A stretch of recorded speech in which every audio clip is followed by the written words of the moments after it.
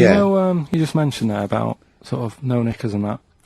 Is this going to be your Auntie Nora? No. Right. It's just, you know, like the last flat that I lived in, I always had a good view across the road and I could see, it was the hairy... There was the hairy Chinese not kid. hairy Chinese kid, he was just a Chinese kid, actually. Yeah.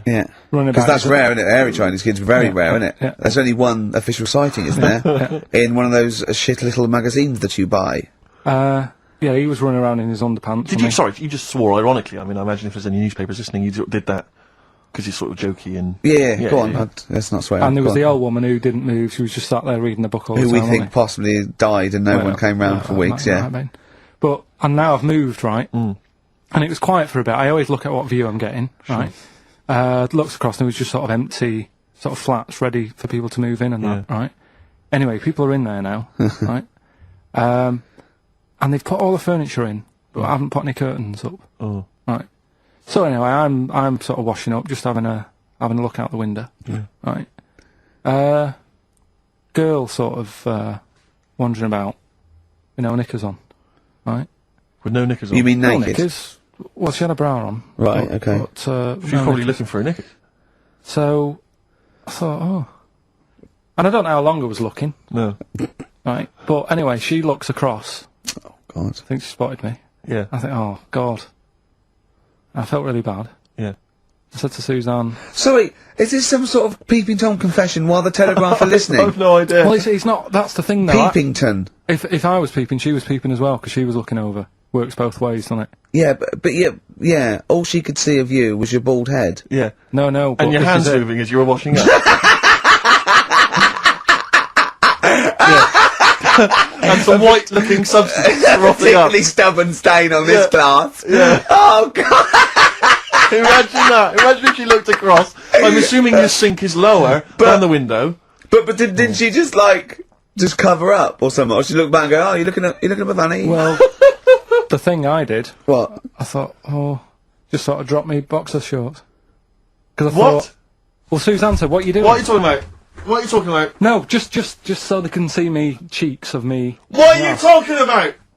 No, because I thought, if she thinks I'm walking about in the nude as well, then we've both got something out of it. Carl! This sounds like a bad excuse in court. I know. This is... Or the plot of a film on Channel 5. I mean, this is like the doctor who got done, right, for exposing himself to a patient and then painted that little thing that you look down their throat pink. Yeah. And going, this is what they saw. yeah. No, so sorry, you were looking at a woman dancing around naked, right? So the only thing you could do was immediately drop your boxer shorts. So she looked across, saw you fully clothed, saw you took your No, boxers she off. wouldn't have done, because it's sort of just the top half and the sink's at a side angle, so I was sort of looking out. So This she is wouldn't have genius. so she wouldn't have seen your trousers then anyway. No, she did. I moved in front of the window more. So you then made them... you actually climbed in front of the... Oh, this is amazing! So you climbed in front of the window to show off No, your it wasn't naked obvious. lower half. Suzanne said, what are you doing? And I I bet said, she did. What are you looking at? I sent you in here to clean What up. are you doing? I'm just taking my trousers down, standing by the window. Why? Because there's a naked woman across the road. What do you think I'm doing, Suzanne? I'm exposing myself while looking at some free fanny. leave it. What's up with you, Suzanne? leave it then, leave it. Christ. Are we doing Rockbusters or what? Yeah. Oh, she sent you in there to read up on Einstein. She comes in and finds that. Oh, brilliant! Anyway, Wait a minute, can I just check?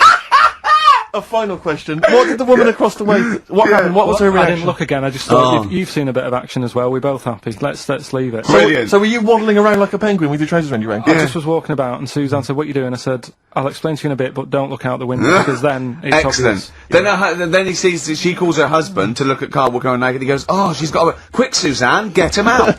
There's only one with him. Get some more friends. They've gone one more." Anyway. Brilliant. Right, play a record and come back to Rockbusters and Monkey News. We haven't got enough time. Do Rockbusters. Oh, God Almighty.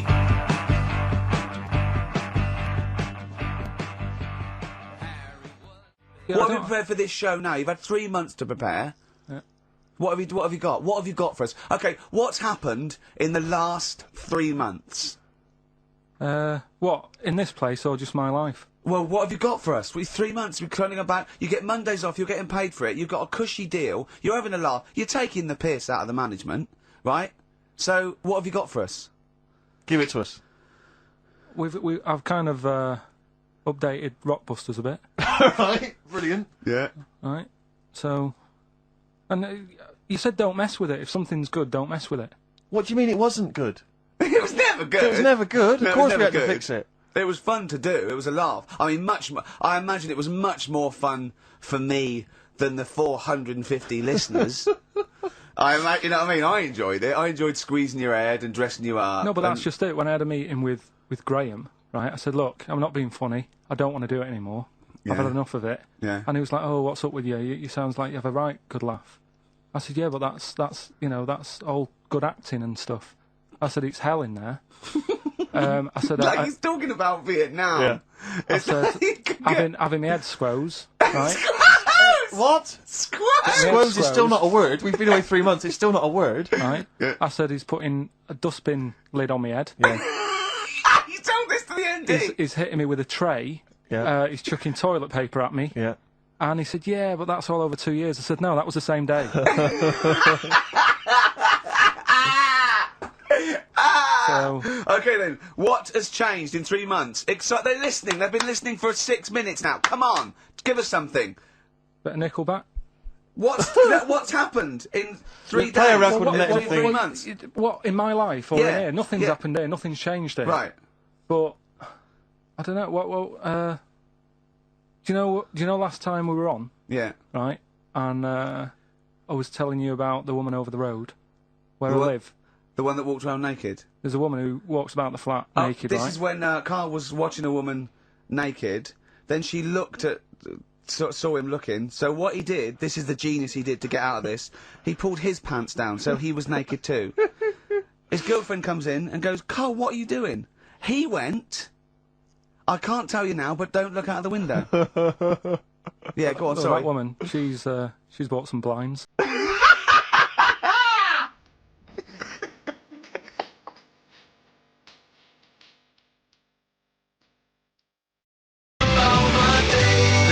And she moves in her own way.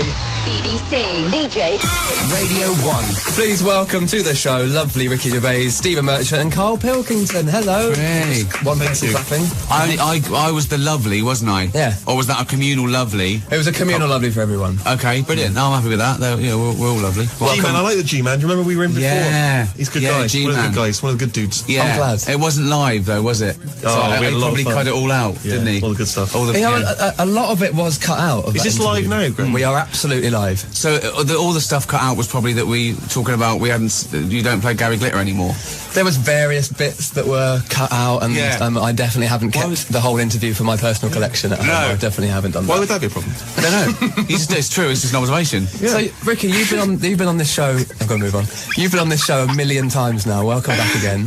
Steve is your second go. Yep. But Karl, it's lovely to meet you. All right, how's it going? Really Is this good, for the thank you. webcam? This right. So just get how round that head is. Don't get behind the microphone. I've worked in radio, and you should never play up to what's going on in the studio. Yeah. Really? Think about the listener at home. Right. When have we ever done that or cared? And when has Radio 1 ever done that or cared? It's weird how now I'm back in a radio studio. That used to be my old job. I feel like I should be controlling a few things here. There's a few more people in here who don't need to be in here. How would you sort out the G-Man show then? What's disappointed you so far? Is there a bed playing under us at the moment? There is a bed, Get yeah. rid of that. You wanna get rid of it? I think that annoys people, that. Okay. It's almost like saying what these people are saying now isn't worth hearing, so it's that's a little true. bit of music. That's definitely true. All right, yeah. put the music back What, so on. you want the music on or off? No, off. Okay. No, let's be interesting. Let's try and be interesting. Okay. Right, what else Go on do we then. do? What What else should did we you do? change? You haven't got a wacky name, have you? It's just Greg James. Yeah, shall I get It's G-Man. shall I get my G-Man, haircut? G-Man. No, don't G-Man. do that. You did that with me. You called me the K-Man. I hated it. Do you not like the Well, K-Man? yeah, but you didn't like us calling you an empty-headed, shaven chimp moron either. That hasn't stopped us. No, you can't win with Carl. Anyway. Have you been to Radio 1 before, Karl? I have, yeah. I was on... is he still here? Still working here? Who? Nihal. Yeah? Yeah, He's still he there? was good. Oh, he's good He was now, good. yeah. He was all right. I met him. Lovely Yeah. fella. Good. A lot of changes, though, all the time in radio. You never know what you're getting. That's true. Yeah. But you've been here for a while now. Apart from 3 Fluff years. Freeman, I mean, he was around for about 120 years. Yeah, maybe you'll be like Fluff one day. Hopefully, pop pickers. Yeah. So what are we talking about then? Well, I don't know. I mean, the lovely you thing. don't know? Well, no, I mean, talking about your new DVD. But Yes, we've got the DVD out of the animated show taken from the podcast of the same name, the Ricky Gervais Show. But everyone knows who's listened to it, and there's been a lot of people. We've had about 230 million downloads. Okay, this is on TV in America and England. The DVD's coming out around the world, right? And it should be called, and I know this. It should be called the Karl Pilkington Show because it is the musings of a little round-headed People struggle with my name. do they? Really? Why? Just the Pilkington. They can't say it. I don't know what's wrong. It's so easy. It's spelled as it looks. Yeah. When you've just been on Dale Winton's show, he called me Nigel. Normally it's a surname that's a problem. He called me Nigel. Seriously. What did you call him in return? No, well, I was a bit I was chuffed to be meeting him because I've watched him a long time. He's a big fan. I like big In It fan, to aren't Win you? It. I was telling him about In It to Win It. He wasn't that interested though, was he? No. It was just like he treated me like some fan. He just went, yeah, thanks for that. You should have just called him Steve Wright. Well, yeah.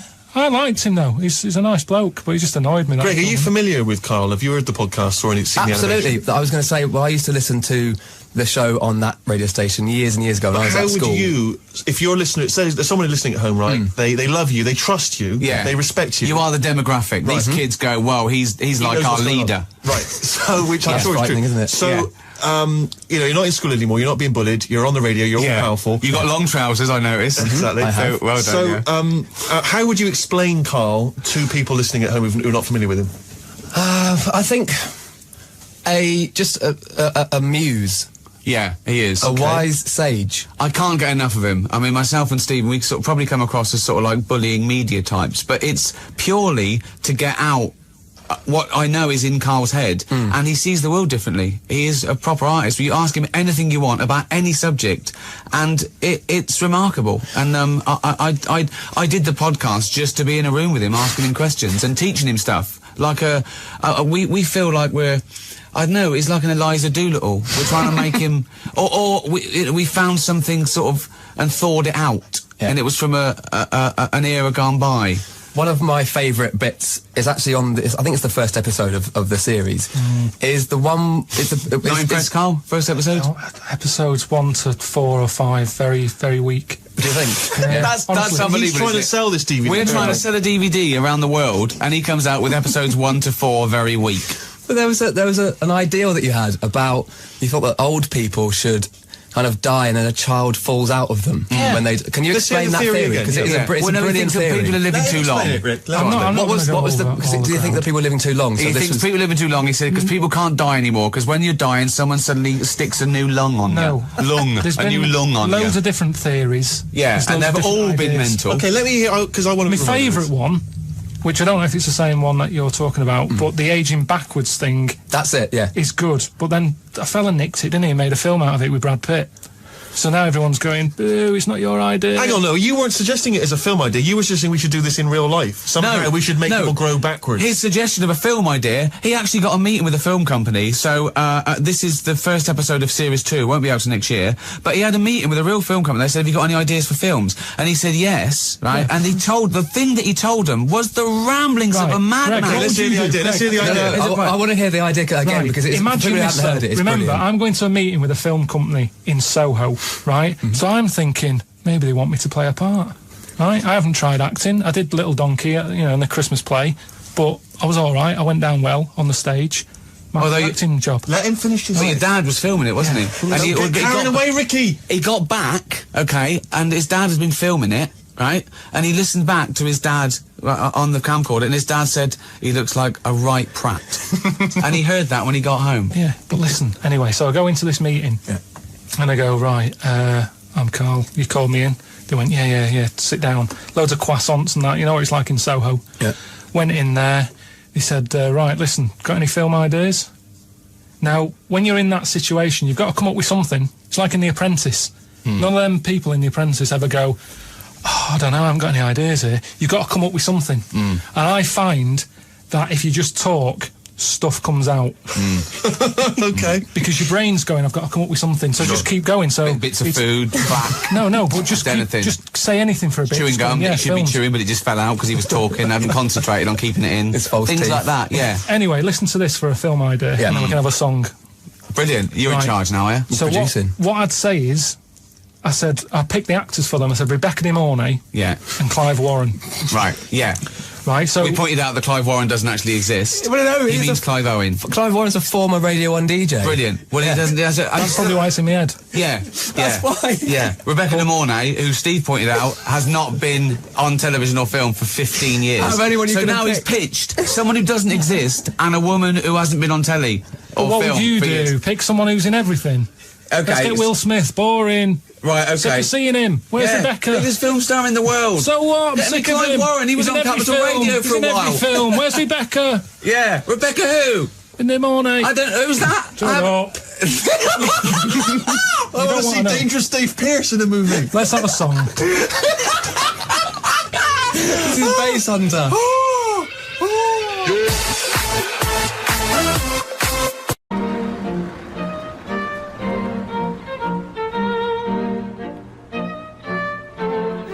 Excuse me. I'm here to pick up a dwarf. Oh, yeah. Drunk and disorderly and riding a children's tricycle down a dual carriageway. Right. They can press charges. No, if you're happy to take him into your custody. Yeah, okay. Whatever. Yes, sir. That's what I mean. As soon as they even think they're in a film, they're going to get wasted. My name is Maximus Minimus, and I'll have my end away with your wife or the next. We had to confiscate his sword. I've got my own sword, my bog sword. Ha! Whoa! He's thrown up over his own penis. You're not getting in my car smelling like that. No need to. I've got my bike. No, Pete, you can't go on the bike. Not again. No, whoa! Stop! Pete, stop! Oh.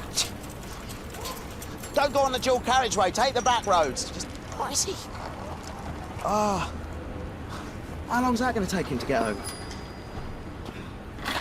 Oh, no, he's off. Look, he's just flailing like a dung beetle.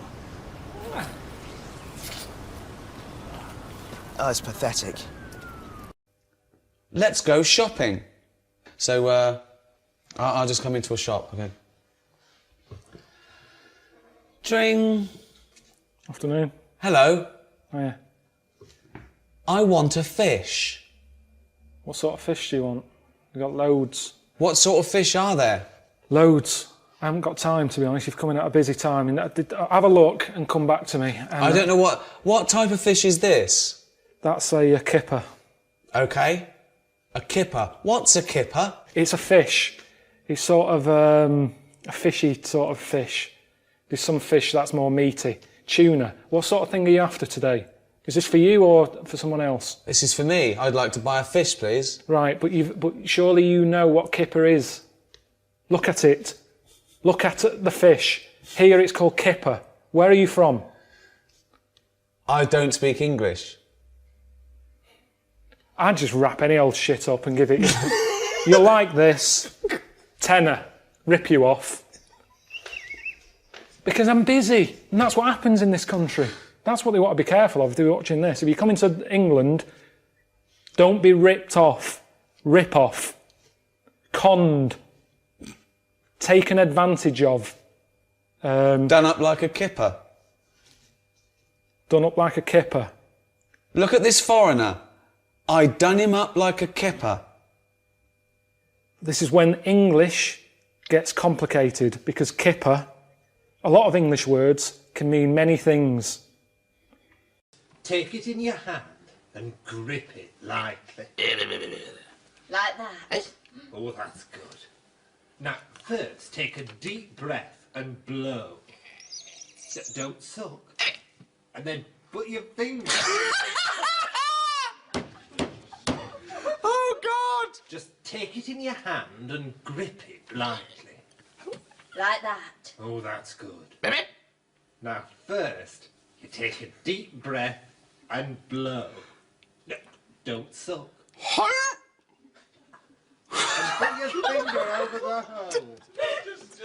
Take a deep breath and blow. No, don't suck. And put your finger over the hole. Fuck me! I'm so sorry. Okay, same place. Take a deep breath and blow. Don't sulk. Ooh. And then put your finger over the hole. To see him come at me with all that I'm a hard bastard stuff, I'd say, put the baseball bat down. Send the minders home. It's just you and me. Skin on skin. Stripped to the waist. He starts with me. I will destroy him. Brilliant. And again, this time I won't laugh. Exactly the same. I won't laugh. I promise. Okay? He starts with me. I lied. I've talked to actual SAS people. I mean, they've told me what it stands for. What does it stand for? Super Army Soldiers.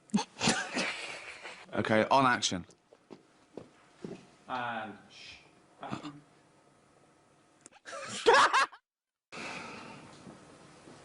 okay. Not okay. Super.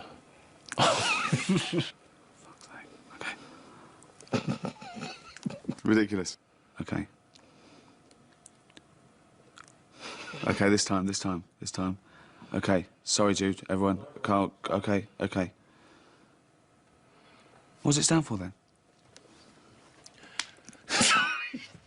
Super Army Soldiers. I'm fucked. And action. Fuck off!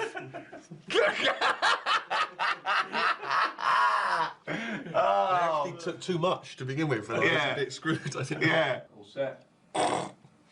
Told you. Fuck. And action.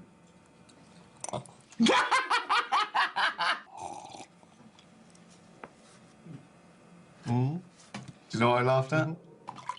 Oh, get him another cup. Well, it's because I don't want to have to keep drinking it. No, get him another cup. I can't do that. What are you talking about? I can't. Get another cup. I'm not having that. Fucking disgusting. But otherwise I've got to keep Recycled drinking the fucking tea. and But gone. I've got to keep drinking the tea, haven't I, otherwise? Have a little sip of tea and drink it. But I've been out about 3 cups now. I was dressed up as a fucking genie for a day. You could be ever like a rat over a drain pipe. So, that's all.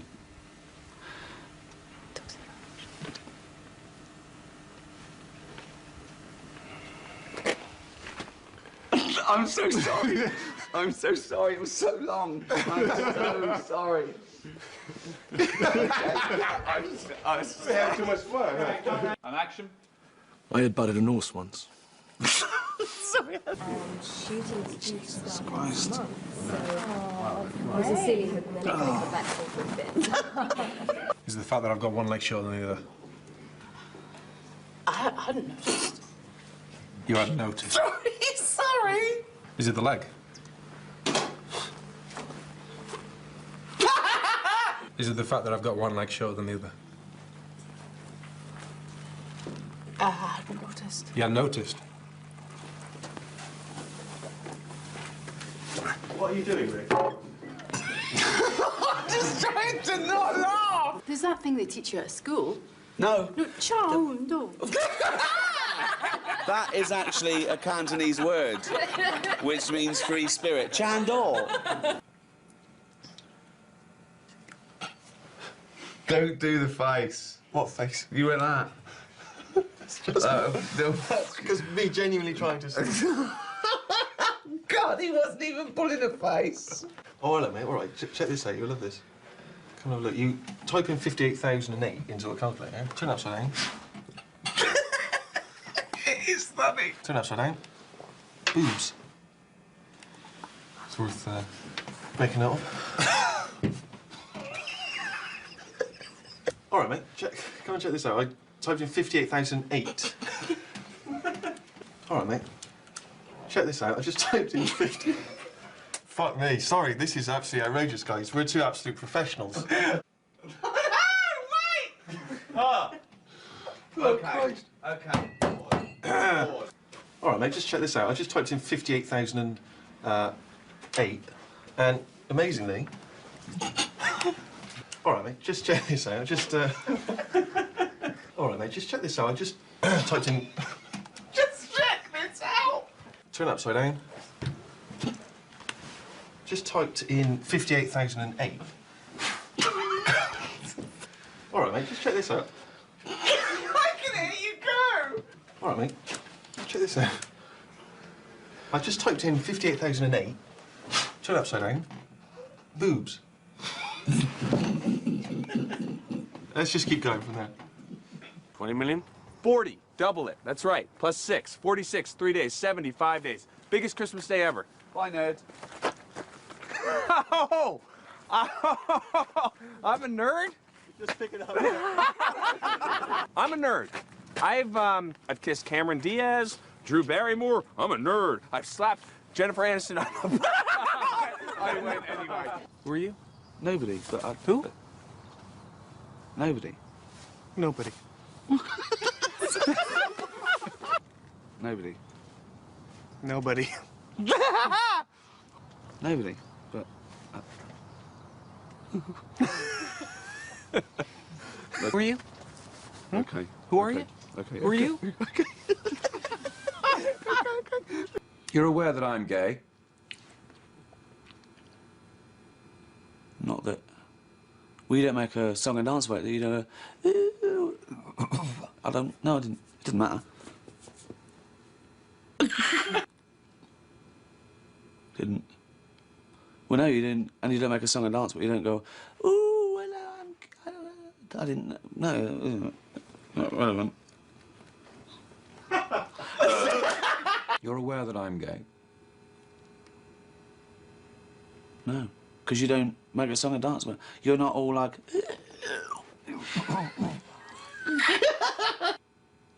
No, you didn't. Because you don't make a song and dance about it. You're not all... Fucking hell! No. Because you don't make a song and dance about it. You're not all... Ooh, hello, I'm homosexual.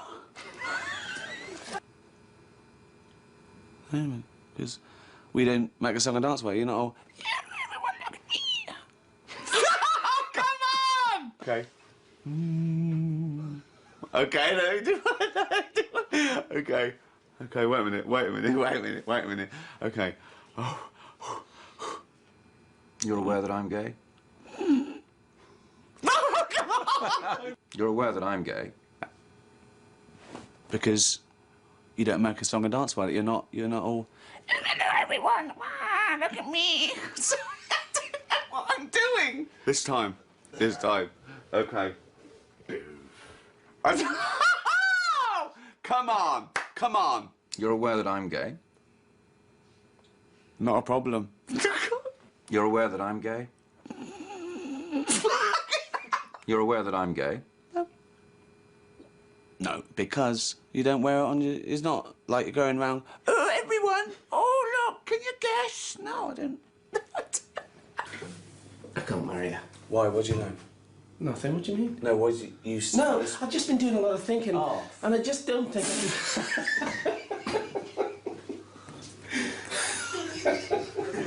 Just hold for a second. Oh, I've been in that lamp so long, I'm bent out of all recognition. Who are you? Well, I'll be whoever you want me to be, but you can call me Jeannie.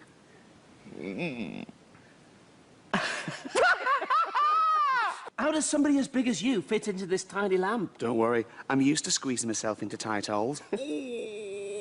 Can you help us? We're in danger. We heard him say he wants to get Aladdin. Don't we all? That's mental! That's mental! We asked 100 people, will Les Dennis ever hang on to a bird? Our survey said... We asked 100 people, will Les Dennis ever hang on to a bird? Our survey said...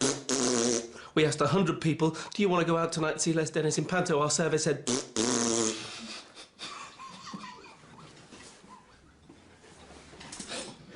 How mad is that? Oh, look at this website about... I mean, would this have been funny? Him going through customs. I have nothing to declare but my genius. Oh, and this vibrating tongue for pleasuring.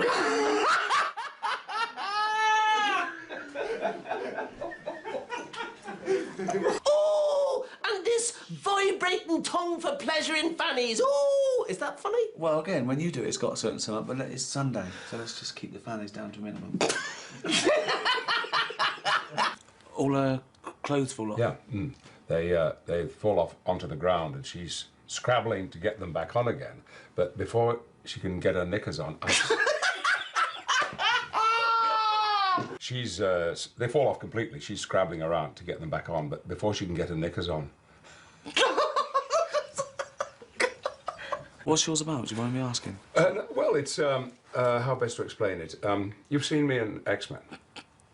I'm so sorry, Patrick. I can just think of it coming. I'm so sorry. She's scrabbling around to get them back on, but before she can get her knickers on, I'm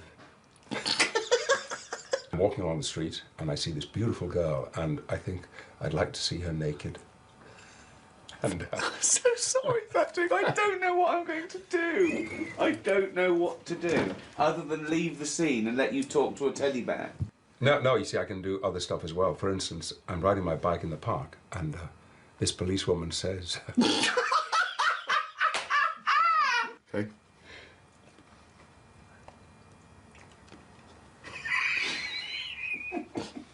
She goes, ah! And she's covering herself up, and she's trying to cover herself up. But I've seen everything anyway, and I get back on my bike, and I ride off on the grass.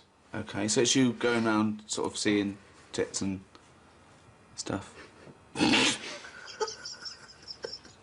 Ask me again. Okay. And I score the winning goal, and they carry me into the dressing room, and there's Rooney and Beckham, and then Posh Spice walks in, and... Her clothes fall off? Instantly. I thought I got away with it! I tried to look over there! Well, what about this? I'm a sort of James Bond figure, and I have to go to Iraq to rescue some hostages. And I get there, and they're all women, and they're naked because their clothes have all rotted away. Sure. Well, what about this? I'm a sort of James Bond figure, and I have to go to Iraq to rescue these hostages. And I get there, and they're all women, and they're naked because their clothes have rotted off. And I rescue them anyway, and I get them into the helicopter. I rescue them anyway. I get them into the helicopter, and even though I'm flying the helicopter, I can sneak a look in the mirror, and I can see them, you see. And one of them is bending over. You see, Ridiculous. Morning, campers.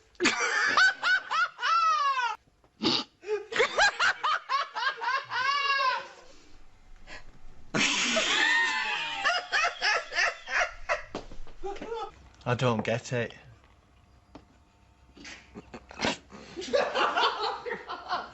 I'm not even watching. I don't get it. No. I don't get it. You don't get it. I've been without a man so long. I don't get it. You don't.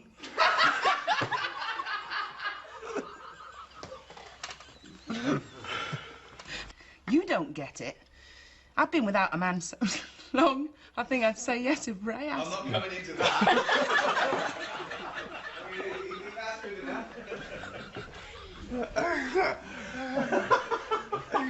You got my pen? Yes, take it. Oh, it's in here. I didn't know. We're having a wank here. It's all over the place. Let's go again. I'm so sorry. We're having a wank.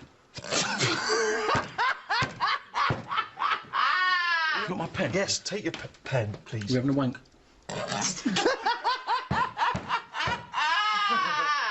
You got my pen? Yes, take it. All right. We're having a wank. Right. Hello. I'm... Were you masturbating? Ask me again.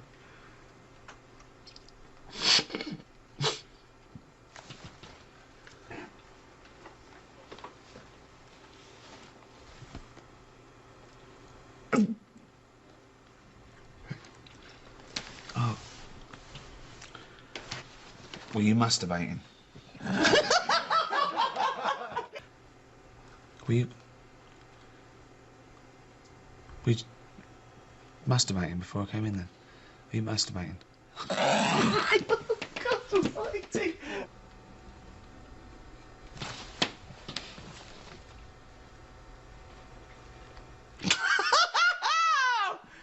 I was 1 second away there.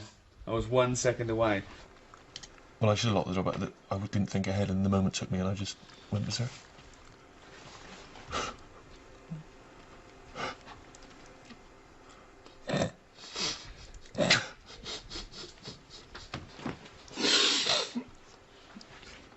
This is what I'm talking about. We haven't talked about this. No, I didn't think I had to. No.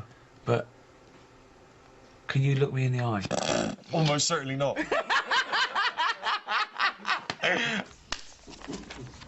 Never.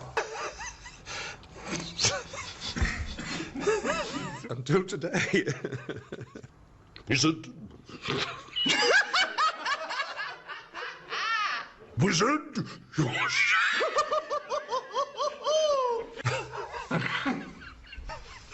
Okay.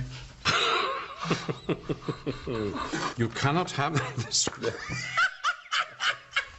You'll learn the words, and you will speak them as if you were saying them for the very first time. Yeah. And you were young. Shit. Bollocks. Sometimes. I don't know who's talking.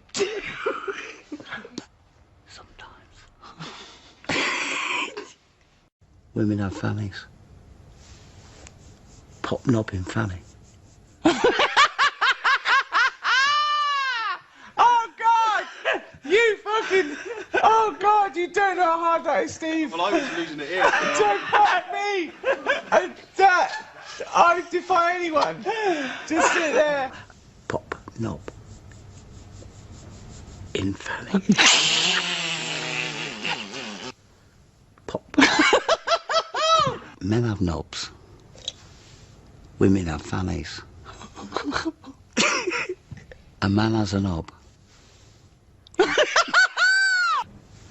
Pop knob in fanny.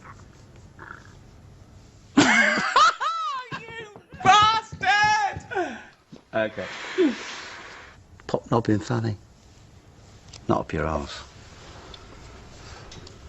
Straight at the camera. What could be more normal than shoving your cock up a man's arse? Okay. Okay. Let's keep jiggling. Okay. Jiggers plays cock. 6581, any of your cameras? No. Come in. Hello. Hi. What seems to be the problem?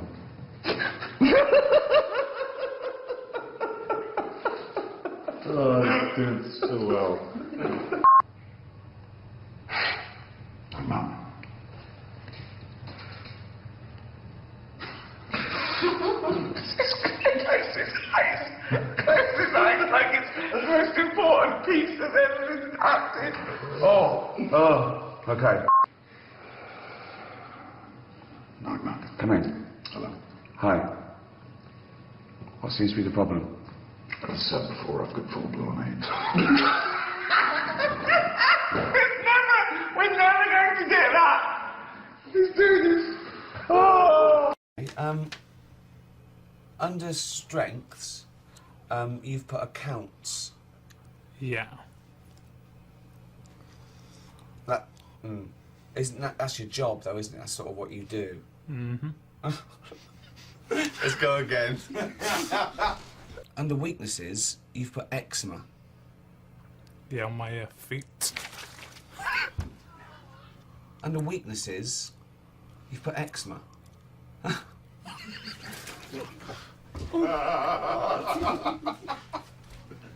on the edge all the time. Do you remember the question? No. Okay. We're going to leave that there.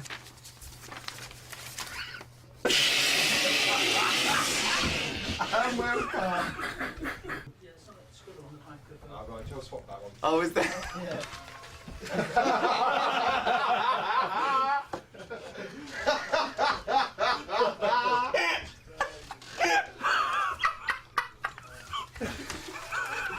Oh,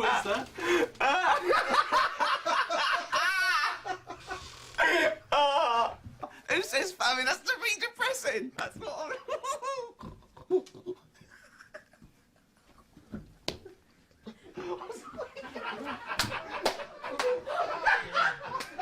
Probably wondering why I'm so generous with my encouragement.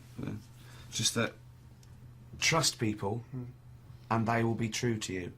Treat them greatly and they will show themselves to be great. So, happier now? No looking back? Yeah, well, I'm still eventually... Take 5. And actually... Tim? Take 6. Take Absolutely 7. fine. Take 8. Take 9. Take 10. Action. Oh, David. Hey. Take 11. Trust, encouragement, reward. I'm gonna... Take 12 after false start. Take 13. Take 14.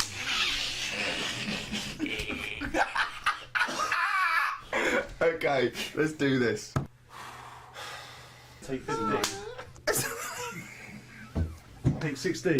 There's no way that can't be funny to me, though. The Canterbury Tales of Chaucer and it can't not be funny. It's... Oh, God! Probably wondering why I am so... Oh, I was closer! 48 take I 17. literally don't know what to do. You're probably wondering why I am so... encouraging. We're getting there. We're getting there. Take 18. Trust people, and they will be true to you. Treat them much further. Getting a little bit further every time. Take 148, take 19, take 20, Okay. take 21, take 22, No, 23, yeah. 24, 25. Take 25. Oh, fucking hell. Come on, Martin. Here we go. Fucking take 25. Oh, embarrassing. Right, here we go. Cut. Jennifer not with you? No, she's on her way. Monkey!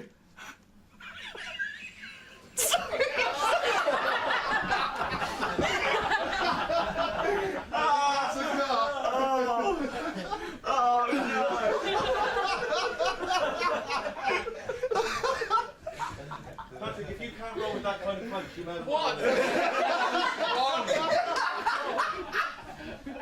Oh, God. He looked at it so intently for a few seconds. He really had a go. Okay. He did have a go. So, now he knows what's going to happen. Should we get him into a better position, though, so we can see his face as well, Steve? But, you know, we're in our 30s. I'm only just 30. What, are you 39? Both in our 30s, yeah. Both in our 30s. Yeah. As I said, you know, and I'm saying that, you know, keep your head down, and who knows, in a few years' time... That is ridiculous. And who's to say that you keep your head down, in a few years' time, you won't be... God! You must know what you're doing. Yeah. You must know. Yeah. But that's never happened before. Okay, just once. That's enough. Okay. Okay. Can I ask? Right. And I never will ask you this again. Right. What are you going to do this time? Okay. That. Just that. That. Yeah. And who's to say, in a few years' time, if you keep your head down, you won't be in the hot... Keep your head down. Yeah. In a few years, you could be in the hot seat. Keep your head down, and in a few years' time, you're in the hot seat. Like me. And who knows? Keep your head down, you could be in the hot seat like me.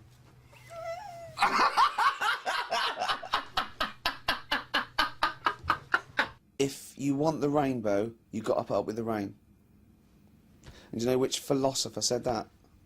Dolly Parton. And people say she's just a big pair of tits. Oh, God. Although there are some who may disagree.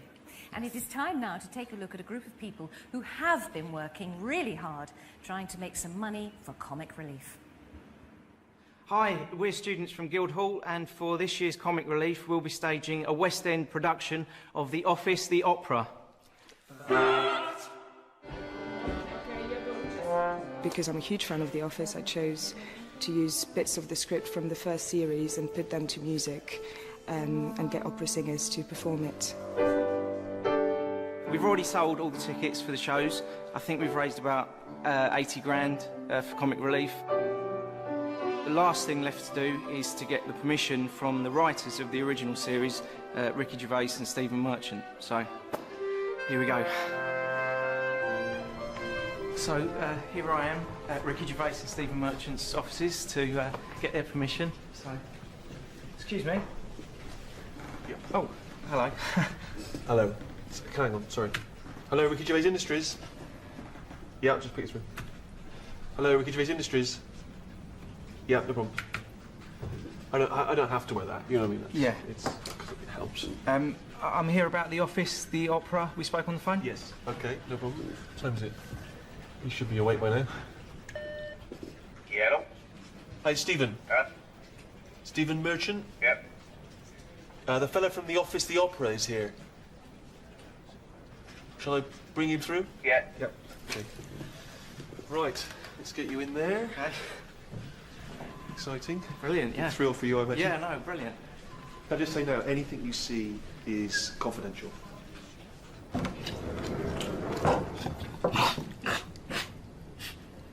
The fella from The Office, the opera is here.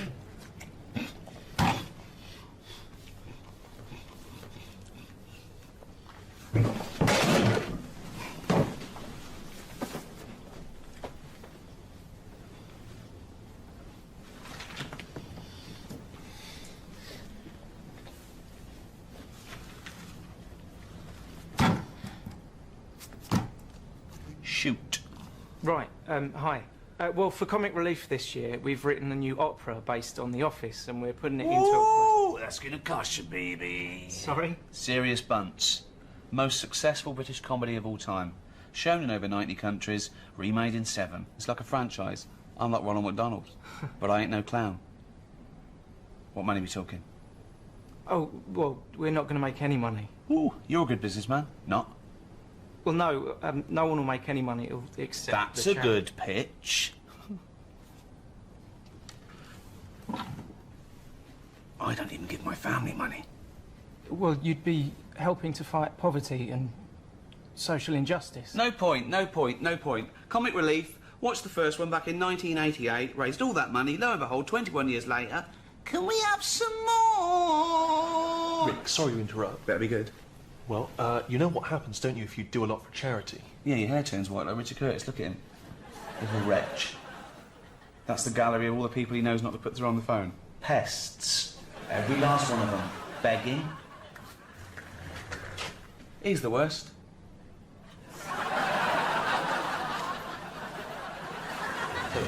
Rick, if you do a lot for charity, you can end up with a knighthood. Knighthood? Yeah? Does that sell more DVDs? 7 million worldwide. Or does it get you more awards? Well, it is an award. Keep talking. I mean, it's really the top award, isn't it? Have I got one? No. I haven't got a knighthood? No. Seems a bit weird, with all the awards I've won. 82. How'd you get one of them? The Queen gives it to you. Call her. Well, I can't call the Queen. Offer her part in extras. We're not doing any more extras. Got out when we're on top, same as The Office. Always worth doing something for comic relief, though, Rick, because, you know, it allows you to show another side of yourself. How many sides of me do they want to see? At least one more would be good. I mean, I think you're a versatile actor. I am. I'm a huge fan. But what do you say to that small group of critics, tiny group of critics, who say you're not a great actor at all in any way because David Brent, for instance, is not a great creation because you basically are David Brent? What do you say to them? He sat back in his chair, pondering the aforementioned slanderers. To wit, vis-a-vis, am I or am I not, like my brilliant comic creation, David Brent, entering my self versus ongoing fictional personality dichotomy? I would say no, I'm not. So what? It's a brilliant argument, but I suppose what they would say is David Brent, he's from Slough, very near Reading, where you were actually born in real life, which means you sort of do the Reading accent. Brilliantly. And then remember Andy Millman in Extras? Yeah. He's from Wokingham, also in the Reading area.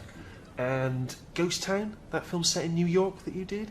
Weirdly, you play an Englishman who also appears to be from the Reading area. Yeah. Yeah, no one does the Reading accent like me, except everyone else in Reading, but... What if we go down and see the production, and if you like it, then you can give it your blessing, and off they go? So, they want to see another side of me, do they? Versatile actor. You seen the film Gladiator? Yeah. On my command, unleash hell. Did you just do that in the Reading accent? Yeah, I can do it in any film or TV series you give me. So, if I'm like David Brent, sue me. You're not even wearing a tie. You never know what you're going to get. Versatile.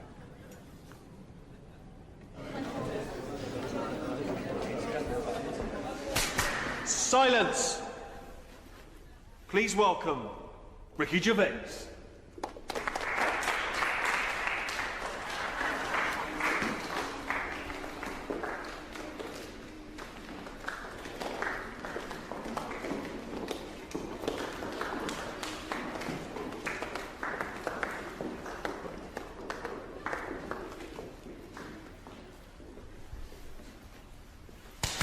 Begin.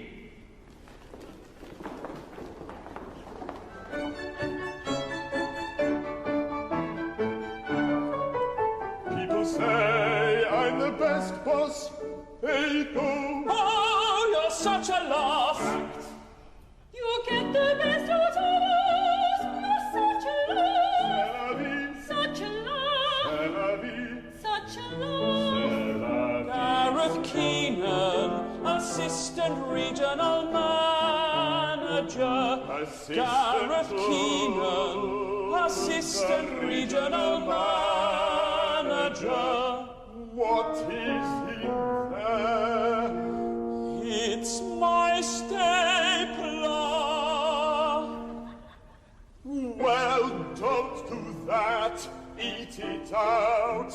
There's people starving in the world, which I hate. It's such a waste. There's been a rape up there, there's been a rape up there. I got his attention, always get their attention. There's been a rape up there. There's been a rape up there. Son, desist. Ricky Gervais wants to know, why are you singing everything? That wouldn't happen in an office. Oh, well, it's an opera, so that's kind of the point. Ricky Gervais wants to know, why is the person playing David Brent so fat? Padding. Ricky Gervais wants to know, why would you want to make him look fatter?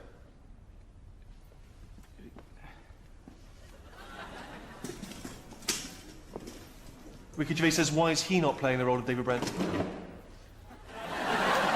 He's not part of the group. He's a stagehand. He can't even sing.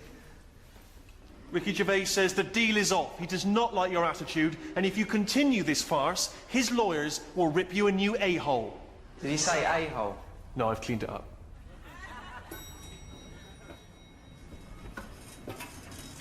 Hi. Well, due to technical difficulties, we won't be doing The Office, the opera, anymore. But we have come up with a new idea which we think is even more exciting. We're working on a new musical based on the songs of one of Britain's best-loved bands, Westlife. So now I've just got to get Louis Walsh's permission. Come in.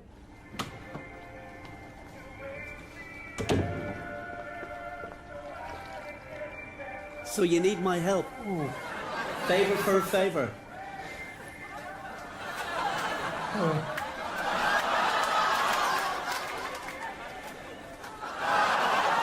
Fantastic physique. Yeah, but they're just paintings. Yeah, paintings of my fantastic physique. Room for a small one? Oh, God. Oh.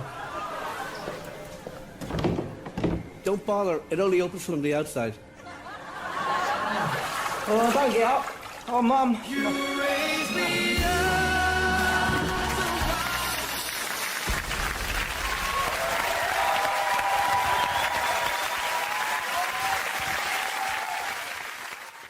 Seriously, what about this? We're not going to sort that out today. Idiot abroad.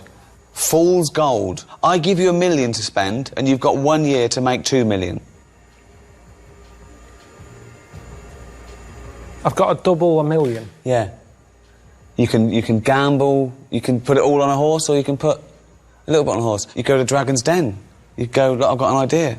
Clippable mug. What about the tie with, like, you can carry scissors in and stuff? That's already out there. Is it? Oh, What was the first thing you do with that? If I said you've got a year to make 1 million, and you've got this million. Just do loads of stuff. Go on then. What's the first thought? What you do? Antiques and buy antiques, flog them on, art. Right. I buy a house in Bulgaria. What do you know about Whoa. You're going to buy a house in Bulgaria. That's your first thought. How much is the house in Bulgaria? 100 grand. Right. How much do you want to sell it for? I'm going to sell it for 200. I'm going to do it all. You're going to double your money on a house within a year? Easy. You've got to make 130. I'm spinning plates here. This is Go on, what else I'm you doing. So you've got to keep flying to Bulgaria to check on the I've got the local builders on it. Right. In Bulgaria? Yeah, plate spinning. Right. Antiques on the go. I'm buying What's scratch antiques? cards. You're buying scratch cards? I buy a load of scratch How cards. many? 5,000 scratch cards. Right. I'd have some kids doing that. I'd say, right, you can have a £5. If you I haven't got time. I'm giving it them to do. This is the worst idea I've ever heard. How long have I got My million's gone, isn't it? Yeah, No, it hasn't. I mean, It hasn't. If you've got money, you make money. That's a fact. Where is Bulgaria? It's somewhere. I know Bulgaria is good for property. I've seen a lot of property programs. Do you That's mean what I do. I just Belgravia? watch. No. There's a lot of things that you can do with property, antiques. I'm What buying else? classic cars and doing them up. So you're doubling your money on a classic car in a year? Yeah, but I've made stuff. I've made inventions. What have you done? I do the Dragon's Den. Like you say, the clipable mat idea. Like, you have your cup there, but look at that saucer. Every time I have a little bit of tea, I'm talking to you, I've got to go like that. I've got to look exactly where I'm putting it again. Right. The clipable mat is stuck on. It's attached to it at all times. That's I'm talking ridiculous. to you, how's it going? And if I want, I don't have to put it down there, I can put it down there. I'm not limited as to the surface that I can put it on. It's attached. It's washerproof. Dishwasher-proof. It's an idea. I'm out. This is good. Kills you down. That's going to give you a headache, not get rid of one. Look how complicated it is just for a toilet. You have the skill of Bill Gates. Just have a shit. You can't do any of that. Can't do that stuff. But it's a robot.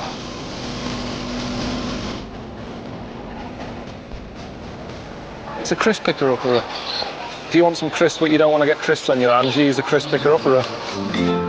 I like the fact that you've got a bit of a rebellious streak in you sometimes. You go off-road. And I called you when you were in Japan, and you dropped this bombshell that you've finally decided the one thing you want to do before you die. And that was to invent something. And you said it's because you wanted to leave a legacy, which I thought was brilliant. Well, just because you're dead longer than you're alive, aren't you? Okay. I'm coming up with stuff all the time. That's why I think this is my strength that hasn't been used yet. I can't do this sort of thing, really, this sort of job of being on the telly. Look at Dyson. It's only a vacuum cleaner, yet he's up there with Einstein and everything. He's well rated, just for a vac. And I reckon I can come up with something better than that. It doesn't have to be a cure for cancer. I'm not going to come up with that. All I can do is come up with something that I needed at the time and that I think other people will go, do you know what, that's a bloody good invention. So something that benefits mankind? Yes. Okay. He pitched me the idea over the phone, and I said, I'm out. OK, well, pitch it to me now, then. Right. In Japan, they don't have these... You mean they don't have... chairs. They don't have chairs? Yeah, of course they have chairs. You try finding one. Sit on the floor all the time. When you go in a restaurant, you sit down cross-legged. You get a flat arse and your legs ache. Yep. Right? So you've invented what? It's the Pilko pump pant. I'm sorry, the Pilko pump pant. It's a pair of pants with a cushion built in the arse. The inflatable pant. Stops your arse from getting wet. For men or women. Do you know the thing you put on your neck when you're on long flights? Yeah. I've used that. That isn't how the finished thing would look when I make it. You know, this is a prototype. Pilko pant. Excellent. I sold some on a shopping channel. You're slagging them off, you're saying I'm out. Watch this. But this is the lovely man I was talking about. It is our lovely Karl to bring you some trousers. All right, how's it going? Hello. Good one. Morning, everyone. Hope you're well. It's the pants we're selling today. Look at that. Not bad, that, is it? You've come on the telly to flog me a pair of pants. We know about pants. We've seen pants before. You haven't, have you? You haven't seen these pants. It's that bit there, that's the seller. That's what we're here for. That's what we're talking about. It's the Pilko pump pant. The way it works is you've got a big zip, a good quality zip. Look at that.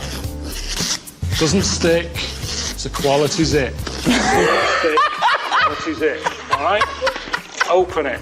There it is. There's the cushion. You might have one of these already. Shove it in there. You know you're going to be sat down for a while. You're waiting for that order of the sofa. You're waiting at the bus stop. You haven't got a seat because the queue's big. The buses are delayed. Where you're going to sit. But the beauty is you can sit where you want. Sit on concrete. Sit on the road. Not on the road. That's dangerous. Sit on the pavement. Sit on grass. How good is that? And there's only 15 pairs available. 15 pairs in the whole world. Do you want to be one of the 15? Still 15 left. To have the Pilko pump pant. Look at him. Look at him in them.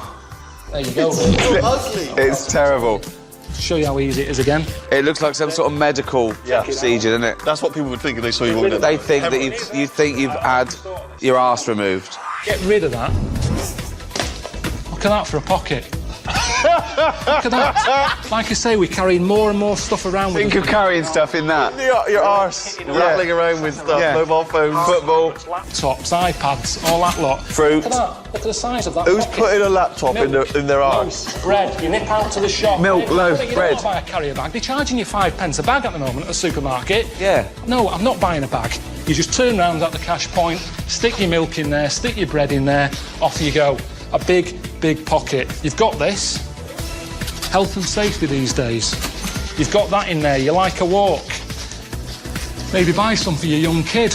You're walking by the canal. He falls in. Is he a good swimmer? I don't know. You tell me. But if he falls in, he's got something to keep him bubuoyant. Upside down like that. He's like that. He's drowning. Like it might be I'm just saying there's a possibility that it could help you out if you fall in a canal, a lake, a river. Anything else? Anything else goes? Hang on, let's see how the orders are going. Have we had anyone calling in yet? 2 people on the phone. What do they want? Do they want to talk to me, or is that just... They've gone. We've sold them. Job done. Brilliant. Cheers for that, everyone. These are how they look in real life. This is the Pilky pump pant. Pilko pump pant. Yep. Okay. I mean, it looks ridiculous. It does look ridiculous. So does most fashion these days. Okay, no, good, yeah, no, yeah, if it was... Yeah, no, you're right, yeah, it's all arbitrary. Down. Yeah. Why sit Well, here's the chair, you don't need a chair. That's doubled up. You must be too comfortable. Sit on the floor. Sit on the floor there, because that would be... And I suppose particularly useful if you've had a finger up the arse. Right, there you go. So... Right. Yeah. Dead comfy. Yeah. Really comfy. Carl, can you go and bring me my sort of bread and milk and stuff that Have you got 5 pence for a carry bag? I haven't, no. Well, I haven't. Hang on, don't worry about that. See you in a minute. What did you want? Bread and milk? Some groceries, yeah. Look, imagine walking down the street wearing that. Absolutely ridiculous. Carl, it looks... it looks fucking ridiculous. He doesn't know. It does. It looks... like that. No one will walk down the street like that. Hang on. Hold on, Carl, I bought you, No, look. Carl. There's no restrictions. I've bought you a couple of cups and saucers. Yeah, can you take... I bought you these for you. You got a bag? I haven't got a bag. No, just pop them in there. Pop them in. You see, you... Yeah, just... Oh, well, can you... Shove them in. Yeah, just put them in there. There you go. Sorry, safe. They're safe for that, yeah. All right, OK, all right, yeah, go. Run for the bus, mate. Quick, there, mate. Run, quick. Suzanne's at home. Oh, here comes Carl. Here comes Carl with our new crockery. Honestly, that isn't pulling me down or anything. That is fine. It's absolutely ridiculous. No, well, you'd bubble wrap them normally, wouldn't you? God! Unbelievable. I'm always getting stopped for... I mean, there's so many charities now. It's not just starving people anymore, it's everything. Yeah. One little fault, they're out there with a clipboard. Yeah, a lot of new diseases have cropped up. But that shouldn't be allowed. I think they should have, like, 1 year where they go, this year, you know, hungry people. Right. Next year, people with a limp. Or just like they do with the China thing, with the year of the cat, year of the rabbit. It's very clear. Yeah. It's that year. That's who we're helping this year. Right. If you've got that problem, it's your year. You're going to have a good one. And who decides? Just have some meeting. Just have a meeting with what would be the charity. first year? What would be the first year? This year? Right, well, we'd look at it and we'd go, right, what are we hearing a lot of problems about? And someone goes, so-and-so's hungry. Go, right, are we all in? Are we in to give this lot food? And we're not just going to give them food. So it's not everyone who's hungry, it's specific people. So it's like hungry... Starving, people who are starving. If someone goes, oh, my kid's deaf, well, maybe next year. Maybe next year. It's not your turn this time. We can't help everyone at once. Because that's life, isn't it? You've got to give and take in your own life. There's things that I want, I can't have, I do without, have something else But that's there's more so many important. causes that But it that's could what I'm wait saying, 20 Steve. years before your charity I know, comes but round. what can you do then? Because we're not sorting it all out anyway. I'm paraplegic. Right? Oh, I need help really bad. So does everyone else. Well, why are you giving it to the hungry now? Because if we don't help the hungry now, right, they can't wait. You can wait. Right. Oh God, I'm blind. Is this a different person now? Yeah, I'm blind. Right, well, you're not hungry though, are you? Well, a bit peckish. Yeah, well... Where's the fridge? I can't find the fridge. Can you help me to the fridge? Yeah. Otherwise I'll be hungry as well. I'm blind and hungry. I'm blind and hungry because I don't know where the fridge is. Who's let you in?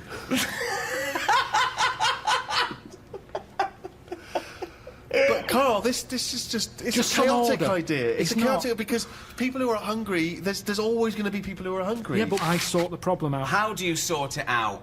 Because I'll go, right, not only are we just giving you food, right, we're giving you some seeds. We're giving you a pan. What, you think they haven't thought of that? Let me hear the theory, please. Right. Sort it out. Don't just give food. That's going to run out. Right. Give them a proper... You see, the problem is, there's companies who jump on the back of all... Do you know when I was in the jungle? When I was in the jungle, right? On that travel thing? Yeah. I was in that tribe, right? Now, some company had given that tribe a laptop because it makes them look good. They can send out a press release. Well done to so-and-so computers. Right. They supplied the tribe in, you know, out to Amazon with a computer. I saw it. They were using it as a breadboard because they don't know what it is. They've got no electric. It's useless to them. Right. And that's what charity does. Right. Companies use it to make them look good. When I was there and I really needed to go to the toilet, I was thinking, our tribe, I wonder what their toilet facilities are like, right? Thinking it might be better than just doing it in a hole. Surely they've built a toilet. They're not stupid people. They kill animals. They know what they're doing. They know how to cook. Surely they've built some sort of unit. Turns out they don't. They still do it in a hole. But some company had been there, some plumbing firm, and given them a toilet, right? The bloke who, you know, the producer who was out there, he said, oh, you'll be happy. There's a toilet round the back there. I'm thinking, oh, brilliant. I go round there, it is a toilet, but it's not plumbed in. Sure. So it's just a vase with shit in it. It doesn't work, and this is what we need to do. We need to get out there and say, this is how it works. Educate them. Okay, so let's do this then. So I'm a starving African. Hello, Carl. Have you got any food? Got any food? Got any sandwiches?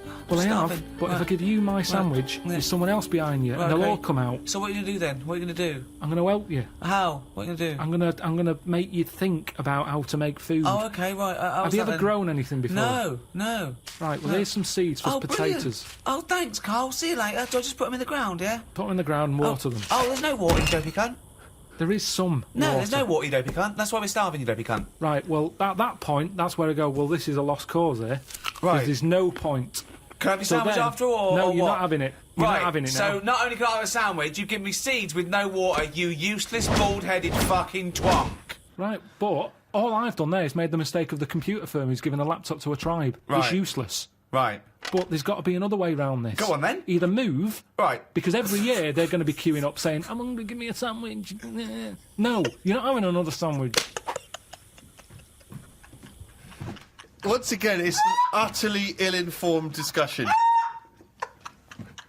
I'm just saying, there's no point queuing up every year. Do you want a sandwich? Here's a sandwich. The next year, can I have a sandwich? Where's your brother? He died.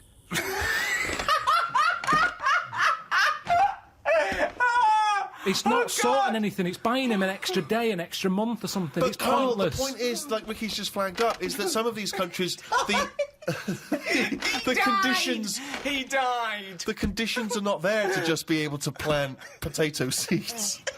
So what are they meant to do then? Do you think we should go out every month, every year with sandwiches? Is that your answer, like some sort of buffet, an all-you-can-eat thing once a year? You see, it is bad. I don't want to come across harsh. They've got nothing. We waste stuff here. Waste annoys me just as much. Right. When I see sandwich shops chucking stuff out Yeah. in bin bags, binning it, Yeah. when there's people out there who are hungry, it's ridiculous. Yeah. But I don't understand. Right. It's a problem that isn't being solved. So your conclusion for these people, because there's no water where they are, right, is move. That is your honest. They should move. Well, what's your solution? Well, I don't know. I don't know the ins and outs. I don't even pretend to know. But I tell you, it's not just it's sticking a, what's that saying? I don't know. It's sort of sticking a plaster over a hole or something, and the plaster comes off. It's a problem again. Yeah, that's the saying. Yeah, it's the same. I think that was Mark Twain. Do you recycle? I don't really do all the. I don't separate stuff. I don't sort of put there's the cans, there's the paper. You don't do that? You just throw it away, do you? Yeah. Oh, that's not bad. recycling. That Then they annoys can't me. do anything with that. That annoys me when you're just putting it in landfill, mate. Come on. Yeah.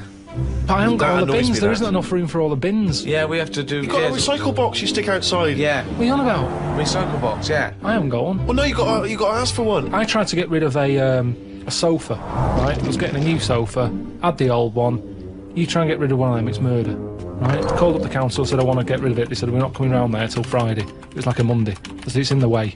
So I put it outside. They said you put it outside, you'll get a fine. I said yeah, but you don't know where I'm going to put it outside. Yeah. It's not outside my house. No. So they said, well, you do that. We've got your number. What's the now. sofa like? It's a beige one. Well, if we see that. Right. So they said if you want to pay to have it collected, we can come and get it tomorrow. 30 quid. I said I'm not paying for it. It's madness. Yeah. So hung up, annoyed. Called my dad up. He said, oh, I saw this thing on the telly saying that you can donate your furniture to people who haven't got a sofa. Look it up on the internet. So I looked it up. There's a firm that does it. Right. Right, cheeky sods. Called them up, said, I've got this sofa here. I want to donate it to someone who hasn't got a sofa. He said, oh, what's it like? Is it in good condition? Yeah, it's all right, yeah. Well, why are you getting rid of it? I said, because we've moved into a bit of a bigger place and the sofa looks daft in the corner. It's too small, so I'm getting a bigger one. There's nothing wrong with it. How big is it? How many people does it sit? So it depends how big you are. You can sit 2 people on it, but it's not the comfiest. But it's in good condition. It's none of your nonsense-like stuff. It was expensive when I bought it. He said, right. He said, is it safe? So I said, what do you mean? He said, is it fag-proof? So I said, I don't smoke. He said, well, go and get the, lift the thing up. He's got me running around looking at my sofa when I'm giving it away. I had to lift it up, it had a picture of a fag on it. I said, yeah, it's got a picture of a fag on it. Could I just point out, fag is a slang for cigarette. When he says, is it fag-proof, he's not going to open the cushion and someone's go, it's me! So I should explain that straight away. So anyway, it turned out it was fag-proof. They came and picked it up, took it away. That was that. But look at the hassle. Look at the hassle it takes to get rid of something. And then they say to you, do not be dumping stuff on the street. You know, it's that thing of having to wait for certain days of the week, and you can't always keep hold of something till a certain day of the week because it's big. A mattress is one of them things you can't get sort of rid of. Or you can't stick it somewhere because it's in the way. It's a big, clumpy bit of furniture, isn't it? Yeah. It's not a bit of furniture, really, a mattress, but I know what you mean. Well, it's a new sideboard. Yeah, don't lean on it. It's a bit spongy. What do you keep in it? We can't keep anything in it. It's just full of springs and stuff. No, but you know what I mean. It's not really a piece of furniture, to be honest. Well, it's part it should be on a bed, to be honest. It's part of a furniture bit, isn't it? Did I tell you that time when? I don't think you could even ever count a mattress as a piece of furniture. Of course you can. It's functional. And where do you stop? Is a pillow a piece of furniture? Is a blanket? Oh, a nice bit of furniture you're wearing. They're my trousers. They're furniture if you pop them up against a wall. Did I tell you that time when we first bought a flat? Go on. We bought a flat in Manchester, right? And yeah. You know, when you first buy a place, it's expensive, isn't it? And it's a big bit of furniture, a flat, isn't it? So, you know, we bought a sofa, we got a table. Sorry, you don't mean you bought a sofa, you ended up with a table? No. You bought a sofa and a table. Yeah. I see, yeah. Now, I didn't know. Suzanne said you to buy a sofa, you came back with a table. Now, back then, I wasn't as wise as I am now. Fucking hell! Oh, what was he? Some snot in a jar.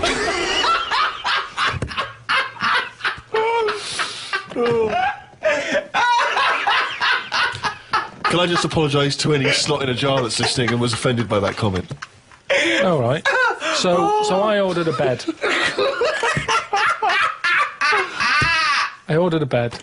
Yeah. It turned up. Oh, well done. Fucking hell, that's a victory. I thought. It went down shit creek this That's time. not the end of the story, is it? No. So I thought, I'm going to get this in the bedroom, set it all up. Suzanne comes home from work, the bed's done, she'll be well happy. Yeah. So I get it all up there in the lift and what have you. It seems like I'm missing something here. Put it together, no mattress. How would you not notice there was no mattress? No, just because it's like, you know, I'm thinking, yeah, I've got all the screws, I've got the slats for that at the bottom, there's the post and that. I'll put it together. Where's the right. softy, spongy bit of furniture that usually sits on top of the more rigid bit of furniture? So I called them up and said, there's no mattress with it. He said, no, it's not part of it. So what do you mean it's not part of it? A bed isn't a bed without a mattress. It's a climbing frame, right? So they said, you know, you can buy one. We have got them in for that thing. But it was like 400 odd quid. And I don't know why you're telling me this. I know this. I've walked beds. I understand this is how it works. The mattress isn't a bed. No, the bed is something else. Yeah, but that's wrong. You cannot use a bed without a mattress, is what I'm saying. So don't sell it without it. No, but some people replace the bed frame That's with fine. and keep the old mattress or the other way around. Once you've invested in it and you go, oh, will I buy a new bed or will I just buy a new mattress? Fine. Well, they're not going to keep selling beds with new mattresses in case you've already got a mattress. What? A bed and a mattress without any pillows and blankets is no good, but you don't expect that to come with it. At least you can sleep on that.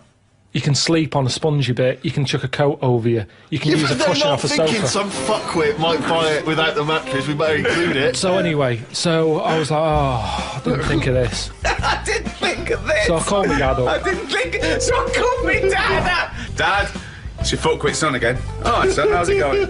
What have you done? Bought a bed without a mattress? Oh. So I said, listen, I bought that bed. There's no mattress on it. Can you get us one? So he said, oh, I'll have a word. I'll call around, right? So he calls back like an hour and a half later. He said, got your mattress, go round to Alf's. Alf is me sort of uncle who isn't an uncle. All right. He's the one who I've told you about who had two tellies, one that worked picture-wise, one that worked on the sound. Slept in a rubber dinghy, right? Now the thing is, I remember Alf, yeah. He said, yeah, we've got a mattress, come and get it. So I go round there. Why does he sleep on the fucking mattress if he's got one? Why does he sleep in a fucking boat if he's got a mattress? He's terrified of flooding. Yeah. I get there and it's in his van. Drag the Sorry, he's driving mattress around with a mattress in the back of a van. What is he, a fucking serial killer?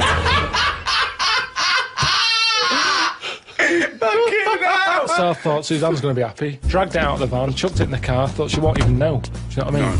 So I dragged that back. Am I going to make it rush hour by this point? She's going to get home. Anyway, get home, drag it into the lift and what have you. Drag it up, drag it into the bedroom, stick it on. A sheet on it and that. Suzanne comes in. She goes, "What is that smell?" So I said, "What?"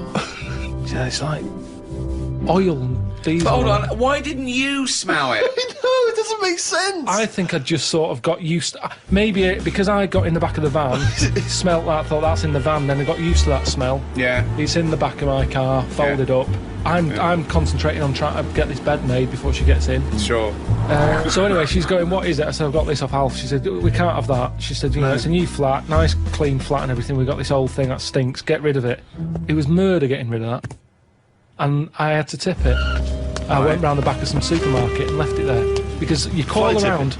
Illegal fly tipping? Well, no, because I think it's illegal and bad when you're chucking it out, say, at a bus stop or somewhere on a high street or something and people are going, "That looks a mess." I chucked it near the bins at a supermarket.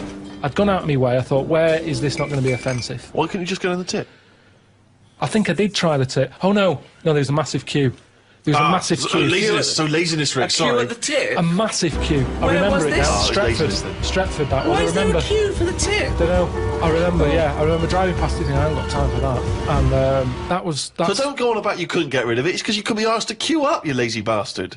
Couldn't get rid But of what it. was he thinking? Why was he panicking? One, why did he get a bed without a mattress? Two, why does he call his dad to get him out of mattress-related problems? His dad gets to go, Alf's got one in the back of a dirty old fucking van. Oh, wait, that should be all right. No, but the thing is, what I'm saying is, when I was in that bed shop and I'm going, oh yeah, good bed, I'm sitting on it, I'm sitting on a mattress with it. At no point did he say, no, have you thought about what sort of mattress you want? Have you got orthopaedic problems or whatever? That didn't come up. He said, there's your order, there's your address. I'm not a bed man, I go to the bed man to get bed advice. In the same way, same problem here. I've had work done recently with... Dad, what? How to get rid of a body? Let me call out. Would you say you've ever been brave? Because I was thinking before we did this, I can't think of a time when I've ever been brave. I don't think I've been cowardly. I've just never been in a situation where I needed to be brave, particularly. And I've always managed to avoid fights, conflicts. Yeah. See, when I was in Salford, I'd nipped to Greggs to get a pasty. I heard some bells going off. I came out, just thought, I don't know what that is. Went over to the car, sort of thinking, I can't wait to have this pasty when I get home. Cup of tea, nice cup of tea, maybe a bit of bread. I love the fact that his head was just filled with food, because he was buying food and thinking food. When he's eating, I'm thinking, I'm eating food. Just one big globular mess of food cells in his head for the duration of the food experience. I can remember that food thought going on now, and it was probably like 15 years ago. But I remember how happy I was. I'm out of the Greggs, I've got what I want, I'm on my way home, this pie's hot, it's going to be hot when I get home, it's going to be a nice cup of tea, bread. These are the things you save, and yet you forget really important facts. Yeah, he doesn't know why wars are happening, but he does remember this. Yeah, but listen, this is why I remember it. Like I said, you forgot the bit that I said. A bell going off. I don't know what's going on there. I'm walking over the road, put the key in the car, I turn round, bloke comes running out the post office, obviously the bell's gone off, he's got a big shotgun, balaclava on, and he stops and looks at me. He's there with a big gun in his hand, and he's looking at me. And I wasn't scared. I just was thinking, does he want me pie? I remember thinking, if he said, I want that, I'd have to give it up. So a man with a gun. I told Suzanne, she said no, he was probably thinking about nicking your car. He's got What, his he key. didn't have a car ready? He came, No, he had he the legged it. balaclava, the gun, and goes, fuck me, I forgot the car. In the end, he sort of ran off down the back alley. I love the fact that he looked over at you for a split second and you thought he might be interested in your Was pie. there other people around? Were you sure this happened and you weren't reading a comic book? No, it happened. And so he looked you in the face. He saw through you. his balaclava, he made eye contact, I looked at him, everything sort of stopped for a minute, and then he just sort of legged it off down the back alley. And what did you say to the police when you obviously I didn't, I just went. Well, you were a witness to the crime. Have me pie. Like I said, it was warm. It's not going to stay warm forever, is it? But when it was on Crime Watch a few weeks later, No, it wasn't. That's what was weird. I said to Suzanne, let's watch like Granada Reports tonight, see if I'm on the telly or anything. Nothing. Didn't even get reported. Why would you be on the telly if you just ran away? Just didn't say CCTV or something like that. If I was involved in it, if they went, this happened today in Salford outside Greggs. Are you this man with the pie? I wanted to make sure I was well out of this one. Because Suzanne sort of said, should you get involved? But you shouldn't get involved, because then I'm at risk, aren't I? Nobody was killed. We're back to bravery again, aren't we? Yeah, it is bravery. Go on then. We should just explain that the point we've reached now, obviously we did the podcasts, millions of people became fascinated listening to our conversations with Karl, and now HBO have decided that that is worthy of an animation, and they've animated those conversations. You excited to be on the coolest channel in the world? Never seen it. Never seen it. No, but you've seen some of the programmes that our stable mates are incredible. Sopranos, Curb Your Enthusiasm, The Wire. Some of the greatest programmes ever made, I've Karl. seen them. So I've heard about them. People like them, but there's just so many of them now, isn't there? Well, it's classy, wins all the awards. Just brilliant, up to date, cutting edge. Because we're up against some good stuff. Yeah, we're not up against them, are we? Well, is it better? That's that problem, isn't it? Is it better to be, the small fish thing? Is it better to be next to a load of rubbish and people go, thank God, something decent is That's a good saying. That's a lovely saying. That's a lovely analogy and metaphor. Is it what was the saying? Is it better to be a small fish thing, or next to some rubbish? Good. Isn't that one of Obama's? I think so. Yeah. That's good, that. What was it again? You know what I mean? Go on, well, people, it depends. No, don't say the saying. The saying's daft. That's why I didn't say it all. They say it's better to be. Well, no, they say. I didn't say. They say it's better to be a big fish in a small pond than a small fish in a big pond. Yeah. What do you But think of then, that? well, it's daft, isn't it? That's. If I was that big fish in a small pond, I'd be going, put me in the big pond. Give me. Why would you want to be a big fish in a small pond? I don't think the pond's so small that the fish can't fit in it and it's flapping around outside. It doesn't mean that, oh, me, I can't move. It means I'm in charge here. This is good. I'm the big I am in here. In a big pond, I'm nothing. There's bigger fish than me. Isn't that better? What? Just not being noticed. It's like when you see those big sort of pools of fish swimming about, and you've got a whale that goes along or a basking shark. Yeah. And it goes right through them. Yeah. Don't knock about in that crowd. Be a loner. That basking shark couldn't be arsed chasing me. They'd go, I'm never going to catch that. He's on his own. Don't knock about with the crowd. Well, Go off on your own. actually, it's better to be in a crowd. Definitely not. Yeah. Nah. Go alone. Be your own fish. Be alone. And the basking What's shark that saying? There's a saying coming out of this. What's the saying then? We've got word to I'd say be a small fish in a big old ocean. Yeah? Yeah. Don't stay in a pond because you're restricted. Okay, is this still part of the saying? Are you going to... Yeah. Okay. Nothing's good about that saying. A big fish in a small pond. Well, let's face it, it's not in charge. Even the big fish in the small pond isn't in charge because it's a pond. So that means they're in someone else's garden. So they're not in charge. So it doesn't work at all. I'm going to bet. It doesn't work. It's a pond in someone else's garden. Yeah. Last week, after your nervous breakdown, you went to Hastings. Yeah. Can I ask, why the hell did you go to Hastings? It's so arbitrary. What do you mean? Why go to Hastings? You lost him on arbitrary. Why did you choose that above all other places within... It's amazing, isn't it? You look at his face when you say a word that, you know, he doesn't understand, and it just goes dead. It's like when your computer freezes. Yeah, it is like that, yeah. Is there an equivalent to Control-Alt-Delete when Carl just doesn't understand, so we have to press, like, knob, bollock, finger up arse. It takes him out of his sort of stupid, doesn't it? Now, that's three things to press, but you've only got two hands, so... Wow. Yeah, I know. God, what would I do? I'd have, hold on, so I could have the thumb of my right hand, pop that up his arse. I'd have probably my index finger of my left hand on his knob. How would I press his testicles? What would I use? I'd have to use some other part. Shall we try it? Yeah, let's go around there. Look, come on. What? Sit down. I think it's time you had a little kiss. You're so welcome. I've already had a little, What happened, Carl? He loves it. I'm just gonna give you a little kiss. Just for the webcam. Right, hurry up then. Alright, on the lips? No, not on the... Come on. Oh, God. I love it because he hates it so much. You won't get that radio on. Can I just kiss and make up with Carl? No, that is... No, let me just kiss my kiss. Yeah, but it doesn't next week it'll be the same again. It doesn't mean anything. It's like saying sorry. Oh, on the lips. Go on, he's like... Get I've never... Carl has gone a absolute shade of purple, straining not to have merchants... There's no point, Steve. No. There's no point. No, just shake and make up. Shake what, Rick?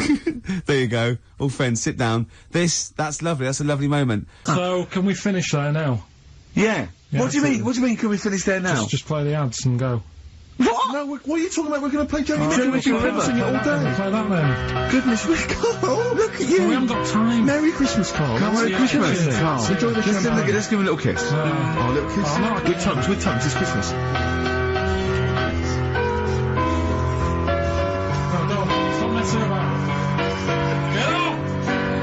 Oh, yeah, also, did you see, Liquid News last night?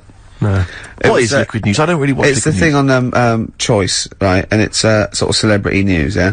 And, Julian Clary, was on, and, they were talking about the Sony Awards the night before, which we went to, and they said, something like, a relatively unknown had won the Entertainment Award that we were up for, and Christian, and Chris Moyles, and Jonathan Ross, said, beating off bigger people. Not he was beating off bigger people. They weren't suggesting he was... Was Julian Clary beating off other again? Yeah. And it said, so, the people who didn't win resorted to silliness. And it cut, right? Then, I don't know where the camera was, it must have been miles away, because it wasn't us. Cut to me making a little hat for you out of a Budweiser box, a little Dalek thing, and then forcing it on your head, and you sort of struggling. Do you remember that? I do remember it. Yeah. They're always watching. They were filming us. They were filming it, yeah. Scary. So, yeah. That's really scary, because some of the things we were doing... Because I was tying scarves around your head, wasn't I? We were touching Karl in an intimate way. We were gaying him up. To make him feel all uncomfortable and everything. Because he doesn't like that sort of thing, do you? Can't stand it. We're going to be giving you a cuddle about 5 to 3, seriously.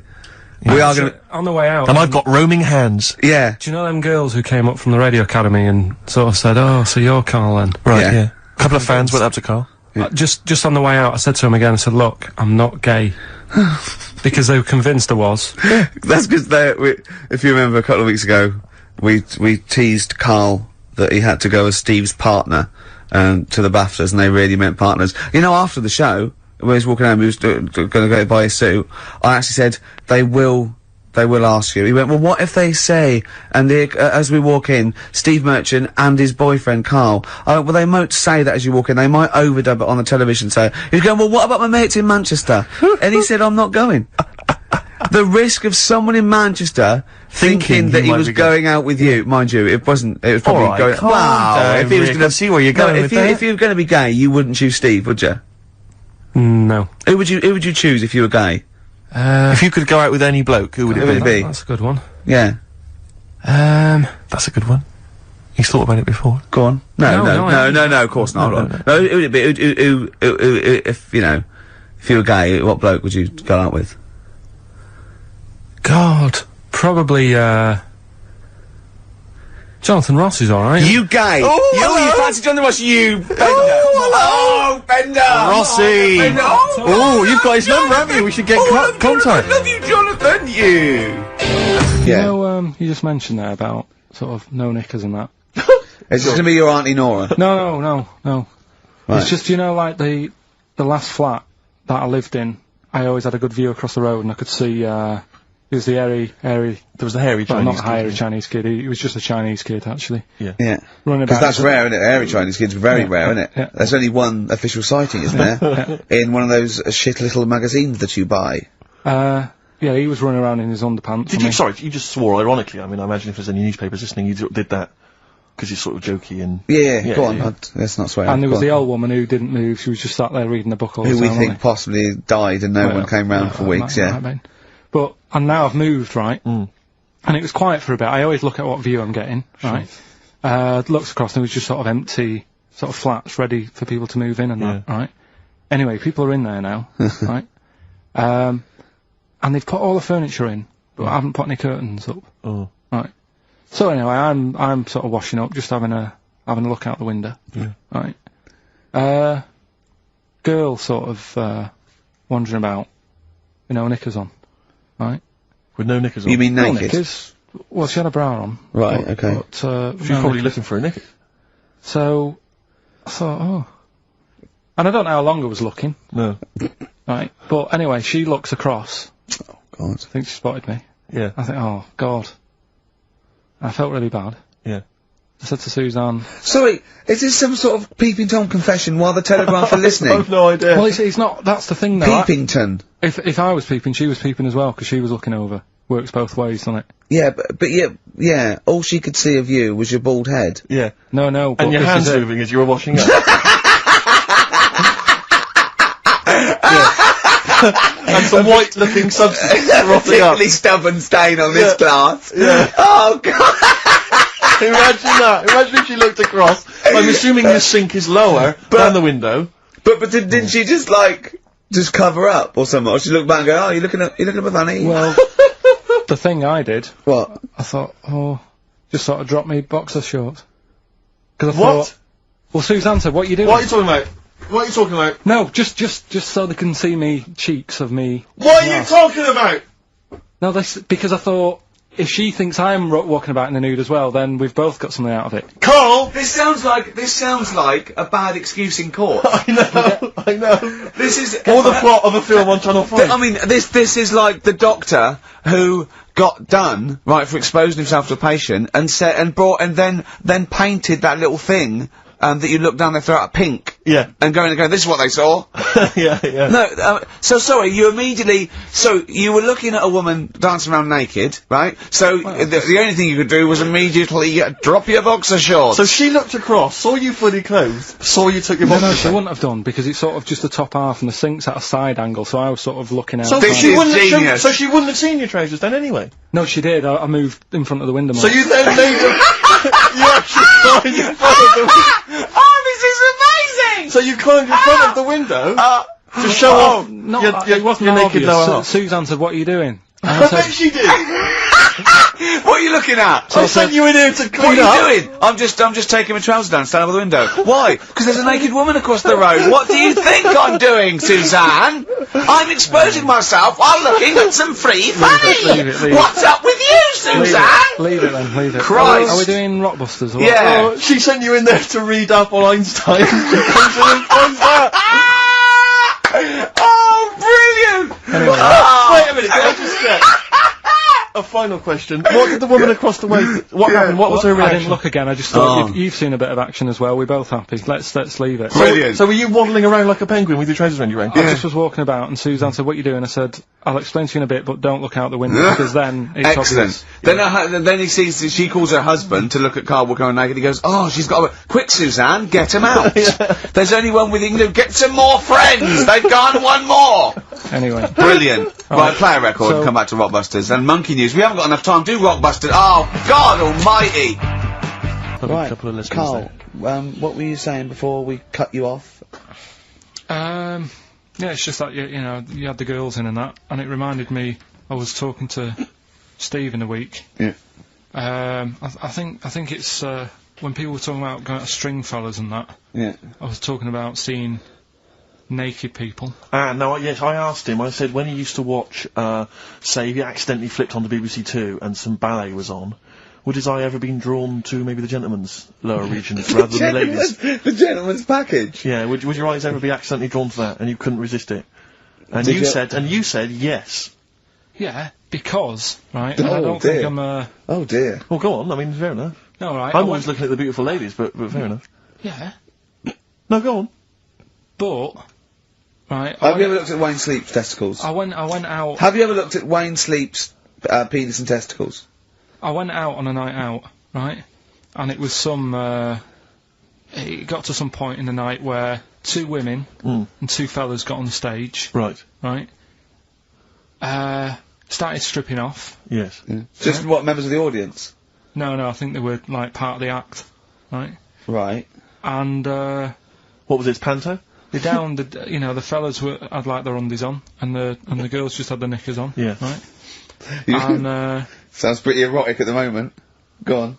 And at the same time, they all whipped their pants off. Yes. Right? Yeah. It was Spuck's Fizz, wasn't it? The adult show. Now, I said to Steve, at that point... Sorry, I wasn't there. He said it to me later. yeah. I said, well, you have a quick glance at the fellas. And then the annoying thing was, I thought, right, now I'll have a look at the women, and it was too late. They put the knickers on. How long were you looking at the fellas? Not that long, but... But why were you looking at them first? It's human nature, isn't it? Why? I don't know, but I'm sure you would have done the same thing. You just sort of think, well, how are they shaping up?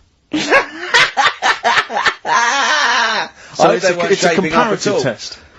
So who had the biggest knob? Which one of the blokes had the biggest knob? No, it's like, normal. But, This is a whole new side of you. This is a whole other area. So you look at ballet dancers, you look at the gentleman's No, I don't. package. I just was, when he said this, it reminded me of this night when I was walking home thinking, didn't get a look. Because I was messing Where out. was this? What event was this where people are stripping off? Carl, I tell you what, you are the most interesting man I have ever met. But are you comfortable being nude and that? We've done this. Well, I don't know what this is. We did this last week about, are you comfortable being nude? No, I think I know, I was talking you're about probably most comfortable being nude, it's just probably not in public. Well, Ricky's only really comfortable nude when he's eating. yeah, there's nothing to get, you know. Yeah, you can just wipe spilt yourself on it. down. Yeah, you just sit in the bath, yeah. No, but I've talked about that, and then when I went home, I was talking to Suzanne about it, and she said, "What's all that about? You don't like being nude, right?" And I said, well, "It's not." It's like I'm part of an Alan Bennett play. It's just, I love the way you talk. Remember once, right? I don't know if you should talk about this really, but well, that means you should. So go on. Go on. Oh yeah, right. We went to Tenerife, right, one year. When I was still living in Manchester. I'm scared now. Yeah, I don't know why you said that. I'm actually scared. I'm thinking about Suzanne, but she's Well, working. I don't want to know anything about Suzanne, to be honest. No, but it involves me more. Go on, the story. But I'm just explaining to you that I don't like being nude. Yeah. So you're in Tenerife. In Tenerife, right? Didn't have much money. Stayed in this apartment that wasn't that nice, right? Had cockroaches in it and stuff, right? Yeah. Didn't have much money to go out at night. So we're in this sort of death trap of an apartment, right? Anyway, so when I was younger, right, had a bit more energy. So he's 30. I know. So you know, start having it away a bit. It's a joy. Beautiful. It's so, good. Yeah. I've been here to a while. I love it. Go on. Right. So, you know, doing what I do, right? Yeah. Someone starts banging on the door. So Suzanne Everyone's says, at it. Right, so you mean knocking on the door? Right, okay. Yeah. Knocking on the door, right? So Suzanne said, "You better get it." So I said, "Oh, I can't get it now, can I? I'll have to wait a bit." Right. I can't go to the door. Go on. So the banging's getting louder. Yeah. Someone at the door. Yeah. And she's like, "Oh, no, but it must be important." I'm like, "In a minute, just." So anyway. I don't want to know anymore. Keep going. No, come on, finish the story. Open the door. It's a fireman. So I just stick my head round, and he's going, "You'll have to get out. The building's on fire." Right? So I'm like, "In a minute." Sorry, you weren't still having sex at this point? No, but, you know, Right. still sort of got to wait a minute, or I can't get my pants on. Oh, Carl, I wish I'm so sorry. Right, go on. To this, So the place is burning down. So it could be a serious big fire going on. Yeah. I'm sort of waiting. You can hear people sort of screaming and that, panicking. Is that because the door's open and you're nude? The fireman's saying, "Will you get out? Will you get out?" I'm saying, "In a minute." Right. And Suzanne was saying, you know, think of something that's not sexy. Sure. So I was thinking of people, you know, thinking maybe down in a fire might sort of calm you down. Yeah. Then the fireman said, "We need a big pole." Yeah. Yeah, sure, go on.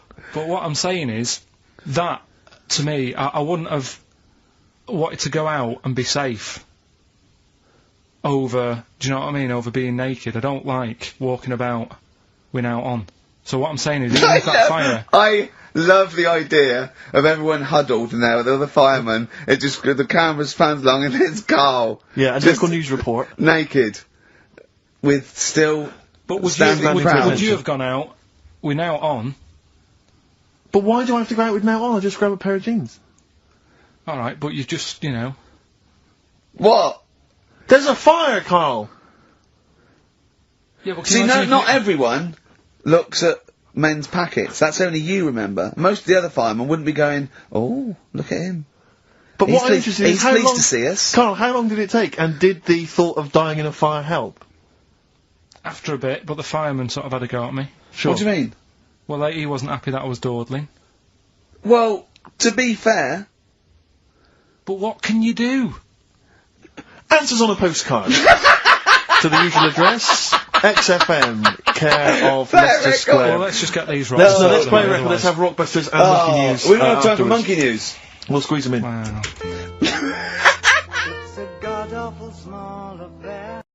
It was recently announced that the lifespan of the 3DS is coming to an end. You'll no longer be able to make purchases on the 3DS eShop by March of 2023, and the closeout's coming in waves starting in May. So I'm going to go ahead and make a video highlighting a checklist you might want to run through before the 3DS eShop closes, since you won't have it for long. This video is really going to be for those of you who like the 3DS and its library, maybe aren't into emulation, and want to be able to play games that may go unplayable in a legal format forever after 2023. We're going to start with some freebies you can get, and then move on to my recommendations for what to buy before the eShop closes forever. I am a hardcore collector, so this list is long. This list is basically anything I found of any gameplay value on the 3DS or Wii U eShops. This checklist is based off the North America 3DS eShop since I'm in America. Now don't panic buy or make rash decisions since you have some time left, and the list of actual exclusives to the eShop is limited. And another thing, do you have a My Nintendo account and a Nintendo Switch? Most non-DLC purchases on the eShop can get you gold points on your My Nintendo account to spend on the Switch eShop, but only if they're properly linked. I didn't realize my accounts were not all properly linked before I made the bulk of my purchases, so I definitely missed out on some big cash, but you can still earn some points to use towards Switch purchases. So I'm going to go in order of what I believe is important. Even if you don't have a huge budget for gaming, there are plenty of freebies you can get as long as you have a 3DS, a memory card, and an internet connection. One thing to note before I dive into the freebies that are being offered is that you will want to upgrade your memory with an SD or microSD card if you haven't already. The 3DS internal memory is piddling, and even the freebies will warrant more than a 16GB card if you want them all. While some sources give the official supported maximum as a 64GB card, you can actually use a 128GB card like I do, as long as you format it first. If you really want to experience the 3DS's digital library the intended way, or are a big game collector, I suggest investing in a decent sized card. One other thing to note is, while you can get SD cards to raise overall storage, DSiWare is limited to only being executable from your completely limited system memory. You can still back up the game's files to an SD card so you'll never lose them even when offline, but it basically boils down to only having a set number of DSi games playable at a given time without swapping them out in SD storage, thereby losing their save file. This really hurts RPGs and high-score based games, but there's not much you can do without homebrew or jailbreaking, and you can still technically play any DSi game at any given time, you'll just lose save data when you swap them back and forth between memories. I broke the list of freebies down into categories: single player, multiplayer, either, tools, trailers, and themes, and we're going to tackle single player games first. If you like Pokemon, you're in luck. There are 6 Pokemon freebies, and I'll start with my favorite, Pokemon Shuffle. While this one, Picross, and Rumble World are free to play with in-app purchases, they really are playable for free, which is what we're going to have to deal with once payments go offline. This is especially so for Pokemon Shuffle, which I've been playing since it came out many years ago. I can't remember ever spending money on it, and there are numerous guides to catching and training top-tier competitive teams floating around. I do say competitive in quotes since the competitions are for high scores, but you'll also want guides for the single-player content. Especially for puzzle lovers, I recommend this one. Despite being another puzzle game, Pokemon Picross is a different story. While both have their similar elements of waiting to play unless you pay, Picross is a little less exciting and has less overall content than Shuffle in my opinion. I do like Picross, and I do like this game overall, but I'd say Shuffle is more of a priority if you're struggling with block space. Still, it's free, and you can get the same feel of catching Pokemon that you get from other games, to a smaller degree of course. Now if you want more action-oriented gameplay as well as that catching and collecting kind of feeling, Pokemon Rumble World's a great free-to-play game which features actual Pokemon battles in real time. This one has good content even for free. Do be sure to check out Rumble U on the Wii U, which is exclusive to its eShop and uses these proto-amiibo figures. That brings us to the Pokemon Special Demos: Detective Pikachu, Omega Ruby and Alpha Sapphire, and Sun and Moon. I never played Detective Pikachu, but there is a special free demo version of it on the eShop that takes you through some of the basic gameplay you can expect in the game. Unlike other demos, the demos I'm listing here can be used infinitely with no restrictions like the non-special demos with limited times to use them. Maybe you only get a little content out of this detective demo, but you can always revisit it later, a special property among these 3DS demos. Likewise, there are 2 semi-legitimate Pokemon experiences in special demo form: the Omega Ruby Alpha Sapphire demo and the Sun and Moon demo, which similarly have you playing some small missions in their regions and enact real Pokemon battles. You can gain experience, and you can even send special Pokemon or other gifts to the full game version.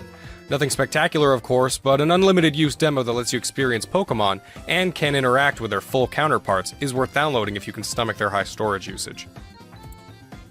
That's it for the Pokemon content among the freebies, but they're all worth trying out, at least since they won't be obtainable after March 2023 if you haven't downloaded them once before. I'll briefly go into the other single-player special demos now. The Puzzle Dragons plus Mario Bros. Demo version is another puzzler with some RPG elements. I never bought the full game, but this one is more free and limited use puzzle gameplay for those wanting a free way to spend their time. If you liked the RPG entries listed so far, then you should try the Bravely Second demo and the Monster Hunter Stories demo for a good amount of content in a fantasy RPG setting. I believe the Monster Hunter demo can transfer progress over to the full version as well in case you get hooked. WarioWare is especially fun for small bites of time, which makes the WarioWare Gold special demo entertaining for much longer. That's it for the single-player demos, but there's more single-player free content in the next few apps. Now we're going to talk about Stretchmo and Rusty's Real Deal Baseball. Both of these games have one thing in common, which is that they come with a little playable demo, again unlimited use, but encourage purchasing gameplay packs in different ways. For Stretchmo, you can purchase a few different worlds, each with puzzles to overcome. Stretchmo and the rest of the games in the series are all entertaining and adorable puzzlers, so I paid for all the worlds. If you don't get hooked on the free demo it offers, then maybe delete it to make some space. Similarly, Rusty offers a baseball demo, but you can buy other baseball-oriented games and even get items while playing to try and haggle with them on real money prices. The baseball demo's cute for a moment, but if you like the gameplay, definitely buy Cage Match for challenging hits, Volley Bats for local multiplayer action on a single DS, and Batmaster for crafting custom bats to use in the other games. One of the best things you can download for free is the Nintendo Badge Arcade. I swear this thing is rigged, but it still offers free plays every day to try and obtain special decorations you can use on your home screen, making a house a home. You can definitely obtain most badges with the free plays it gives you, as long as you have more skill than I seem to. Regardless, the ability to decorate your 3DS home screen for free is a must-have, even if this monster takes up so much space, even more than it says up front, kinda like hidden fees when you're buying a car. Another must-have in my opinion is the RPG Maker player. If you have RPG Maker FES, you can make your own RPG games for the 3DS and upload them online. But who cares, since you can download this for free and play all those uploaded games. Are they all good? No. But there are some good ones, and you can filter by rating and popularity and get some free RPGs to spend way more time on than the aforementioned demos.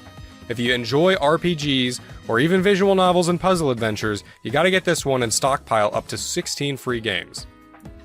Now if you have a new Nintendo 3DS XL, you can use Amiibo, or you can use this adapter if you have a different model. If you can use Amiibo and own at least one Amiibo, then you should download Mini Mario and Friends Amiibo Challenge, another puzzler in the Mario vs. Donkey Kong series that uses Amiibos to unlock levels. If you scan compatible Amiibos, you can get great content out of this one. This one's also available on Wii U, so if you want to save space on your 3DS, you can just get it on Wii U instead. And if all that appeals to you, then also check out Amiibo Tap on the Wii U as well for similar content. Lastly on the strictly single-player list is Miitopia Casting Call, which is less of a game and more of a little interactive comedy demo. Funny and worth having if you have oodles of space on your card, but definitely not a priority for regular gamers. Alright, now for those of you who care about multiplayer or may own multiple 3DSs, these games are focused on multiplayer and use local multiplayer so they can be used indefinitely and offline. First up is the Zelda Triforce Heroes Special Demo. Now this one only has one playable level in this demo version, but if you have friends with 3DSs, it's fun to mess around as 3 links for a while. However, the priority member of this smaller list is Metroid Prime Blast Ball, which feels more like a full game, since it's more of its own game meant to spread the word about Federation Force. This can be played 3v3, or you can have bots fill in if you and only one friend are playing. Think of a smaller and somewhat clunkier Rocket League, with mechs firing energy beams at the ball to make goals or destroy opponents. You can even unlock skins. Worth having if you have a friend with a 3DS, since this kind of gameplay has replay appeal. This next one is a little less important but still pretty valid. Mario Party Star Rush is an underrated Mario Party game, and if a friend has one copy, you can use this app to join in a multiplayer game. Useful if you and a sibling have only one copy between you so that you can still play as long as you both have 3DSs. It also comes with one minigame you can play right out the gate for practice, and you can actually level up your profile and transfer that save data over if you do get the full game. Now for the list I call Either, which contains games I felt could be played alone or with friends in meaningful ways. I'll start with Monster Hunter 4 and Monster Hunter Generations, which have a few levels each you can adventure and fight monsters in, either alone or with friends. They each have much more content than the Zelda experience, since that was focused on a limited time online service and supports 4 players instead of just 3. Another free-to-play game with in-app purchases is Team Kirby Clash Deluxe, which has fighting gameplay from the Kirby Clash title mixed with some light RPG elements, and multiplayer mode for cooperative missions. Nothing crazy when compared to a lot of other MMOs, but it has single-player gameplay and cooperative gameplay with gear to collect and challenging bosses to take on. Lots of content here if you're willing. If space isn't an issue, then you should also try the Kirby Battle Royale Special Demo. After playing a short story demo, you can play a few single-player and multiplayer challenges each day, and even unlock a new game type and new ability, and then send points to the full version if you get it. Then there are 2 games which use the Rusty and Stretchmo model. Ironfall Invasion offers a free demo mode which has a single-player mission and a limited multiplayer mode. You can buy the unlocked content for $20, but I say don't bother. The single-player mission isn't anything to shake a stick at, but if you and friends want an over-the-shoulder shooter for local multiplayer, you can have 6 players duke it out with the machine guns and grenade launchers. If you have a new Nintendo 3DS XL, you can even use the C-Stick for a pseudo-dual-stick experience. Definitely worth downloading if you know some people who like Gears of War Lite on 3DS. Similarly, Steel Diver Sub Wars, the sequel to Steel Diver, has a similar premise, where you have shooting-based gameplay that can be played with local multiplayer groups. You can purchase the unlocked content for only $10 and even buy some extra submarines from a separate shop if you just want some extra content. But even just for free, you get 2 single-player missions and a great time in multiplayer. I put 2 more apps on this list as either, but they're less games and more of a replacement for PictoChat on the old DS system. SwapNote and SwapDoodle are these drawing applications that can be used to exchange notes with others, or at least SwapNote used to be. Now it just saved any notes you had from before the service went down in favor of SwapDoodle. You can still use it like a drawing tool and save your notes though, so I kept it. SwapDoodle is the newer and still functioning form with a free starter pack for extra note save slots and some other extras available. In SwapDoodle you can still send notes to others and there are purchasable packs of different lessons and tools, some based on Nintendo properties. Not a priority by any means since fewer and fewer people will use these apps and other features like Spot Pass and Street Pass, but worth having if you have tons of empty space. Now the less fun stuff. Tools! These are utility apps that serve some minor functions. The Monster Hunter 3 tool is mostly used to move save data between the 3DS and Wii U versions of the game. Similarly, the Monster Hunter Generations tool can move data to the Switch version from the 3DS. The Save Data Transfer tool is for moving save data from a physical version of a game to a digital version of the same game. Don't sweat these ones too much unless you own a Monster Hunter game or have both a digital and a physical version of another game. However, if you care about Pokemon, you will need to download the Pokemon Bank and Transporter apps. These tools are going to eventually be made free to use and are how you house and transfer Pokemon from Generations 3 up through 7 and then move them to Pokemon Home. So they're must-haves if you own any of those generations. Furthermore, if you have the Virtual Console version of Generation 1 or 2 games on your 3DS, this is used for their transfers as well. You can download the Poke Transporter app from within the Pokemon Home app itself. Now the least useful of all of these isn't really a tool, I just put it here since it's not really a game per se. It's Photos with Mario, an AR card app that lets you take photos of Mario characters in different locations as long as you have the right cards. It's basically useless unless you have one of the compatible cards, but it is free and maybe you'll get a pack in the future, off eBay, only worth having if you can spare the space. That's all for applications, but there are a few trailers that are free. Definitely only look at these if you have tons of space, i.e. a 128GB card or something like that. You can download the trailers for Kid Icarus Uprising, Donkey Kong Country Returns, Zelda A Link Between Worlds, and Metroid Samus Returns. You can also download a video with some clips relating to Halloween-themed levels in gaming. These are just videos, but cool and or cute things to look back on, especially since some of the footage shows previous builds of the game with different graphics. Not a priority by any means, but I like preserving these things for some reason. And finally, for the freebies are the themes. There are several 3DS themes that you can still get for free, most of them listed in a free section in the theme shop. However, I found one bundle of themes that was free but listed instead in the game-specific section, the Gurumin themes. I'll touch on Gurumin later, but it's an adorable game and the themes appear to be free for everyone. I thought at first it was because I had Gurumin 3D purchased, but I do have some spare 3DSs with different accounts on them and it was free on each of them too, so you should check it out. The other free themes are neat too, more interesting than basic colors in my opinion. And while you're here, buy any other themes you would want to since it won't be possible down the road. I want to mention one more thing before I go into my recommended picks for the eShop. These are not immediately going away, but for those of you who have the space, you should consider downloading updates to popular games that you may get down the line, or games that you have now. These can be found by filtering the search and putting the max price at 0. Some of these updates improve stability or fix glitches, and one day they may go away. But no pressure since they're not in any immediate danger. Just something to think about. Oh, and I wanted to mention 2 other little free things that you can get if you haven't already. In the Street Pass Me Plaza, you can get one of 2 free games, a stock market game and a slot car racing game, but I assume most of you have already as long as you've been using the Street Pass Me Plaza. And another freebie you can get as long as you have a My Nintendo account, Flipnote Studio 3D, which is a successor to the Flipnote Studio on DSi. Okay, now for a rapid fire of the games that I want to recommend. I'm just going to give brief descriptions or even just put up a second of gameplay so that you can know whether or not you want to look into that particular game. Let's start with the list I'm going to call priority games in no particular order. And I have purchased most of, if not all of the following titles on some system. This is just how I spend my paycheck. Not all games I list will technically be eShop exclusives, but many of the games on this list will either be difficult or impossible to legally play otherwise, especially the DSiWare titles. First off is Photo Dojo. Do you like fighting games or beat 'em ups? This is either with local multiplayer off of one DS, and you can be the fighter. While not a very deep game, it is a really fun one I've been playing since I was younger. Next is Game & Watch Donkey Kong Jr. Actually, the whole library of Game & Watch is recommended, but if you have to pick just one, I like Donkey Kong Jr. the best. Dragon Quest Wars. Fans of strategy games need this one. It's got local multiplayer on a single DS, and features adorable Dragon Quest characters and a decently smart AI. Soul of Darkness is a pretty well-made Castlevania clone that utilizes camera functions and actually made a younger, edgier me cry with its ending. If you like Castlevania, you could do worse. Pokemon Battle Troze is for puzzle fans who wanted more than Pokemon Shuffle, and perhaps like the original Troze game. This one does have Nintendo polish. If you like the camera functionality of Face Raiders, Pokemon Dream Radar is a fun way to scratch that itch and give rewards to the Gen 5 games at the same time. I always champion side games that interact with the main series.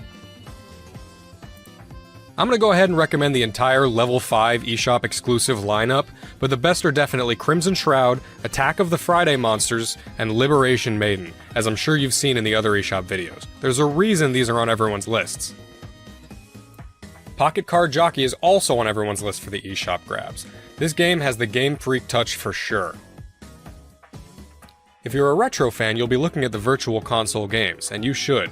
While not really exclusive to the 3DS, they may be easier for you to play here. That goes doubly for the Mysterious Murasame Castle, which is a Japan-only title.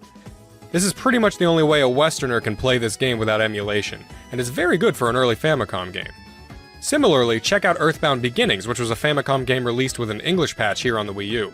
Also on Wii U is Kuru Kuru Kururin, a game that never came to the US when it was on GBA, but now it's here on Wii U, and it's a great mix of puzzle, time attack, and physics. Also check out Sin and Punishment on Wii U, since that's another game the US didn't get, and instead we only got its sequel on Wii. I always thought this next one was related somehow to Murasame, but it's just another Nintendo samurai game. Sakura Samurai is a very artful game that makes really good use of the 3D effect. If you like Street Pass, you need to check out the Mii Plaza games. I went ahead and got them all, but at least for your free game, get Slot Car Racing. I would also recommend Mii Force and Monster Man are the most from the others, though I do think they all offer a fun experience with interactions from other players if you can get a Street Pass. Also take a look at the premium paid update for Street Pass Plaza, which adds a few small features. The next one you might skip since there are other games in the series with very similar gameplay, but I do adore the Yumi series, especially Yumi's Odd Odyssey, a puzzle platformer on 3DS. Maybe skip it if you have its sequel on Switch. This DSiWare exclusive is a mix of stealth and puzzle gameplay, a clever game called SKP Go. I've been playing this one since I was younger, and it has a little storyline about an amnesiac who's pursued by assailants, and challenging gameplay along with it. Another one I grew up with, Elemental Masters, is one of those TCG role-playing games set in a fantasy world. Kinda similar to Puzzle Quest in the setup, but the gameplay is more like a side card game from a regular RPG, like the one in Final Fantasy VIII, or the Digimon TCG in Digimon World 3, or Pazak. I'm currently having a lot of fun playing Chibi Robo Photo Finder. Now, I never had or played the original Chibi Robo, but I did play Park Patrol on DS and thought it was fun, and this one scratches that similar itch. Consider getting Inazuma 11, a soccer RPG game that does not get many releases in the US, though if you're in the JP or PAL regions, there were many released in the series. I love when RPG elements and stories get mixed with non-traditional setups like sports or random careers. Take a look at the other members of the Pushmo series, like Pushmo and Crashmo, if you like Stretchmo enough to buy the level packs, that is. Also check out Pushmo World on Wii U, I'm addicted to them all right now.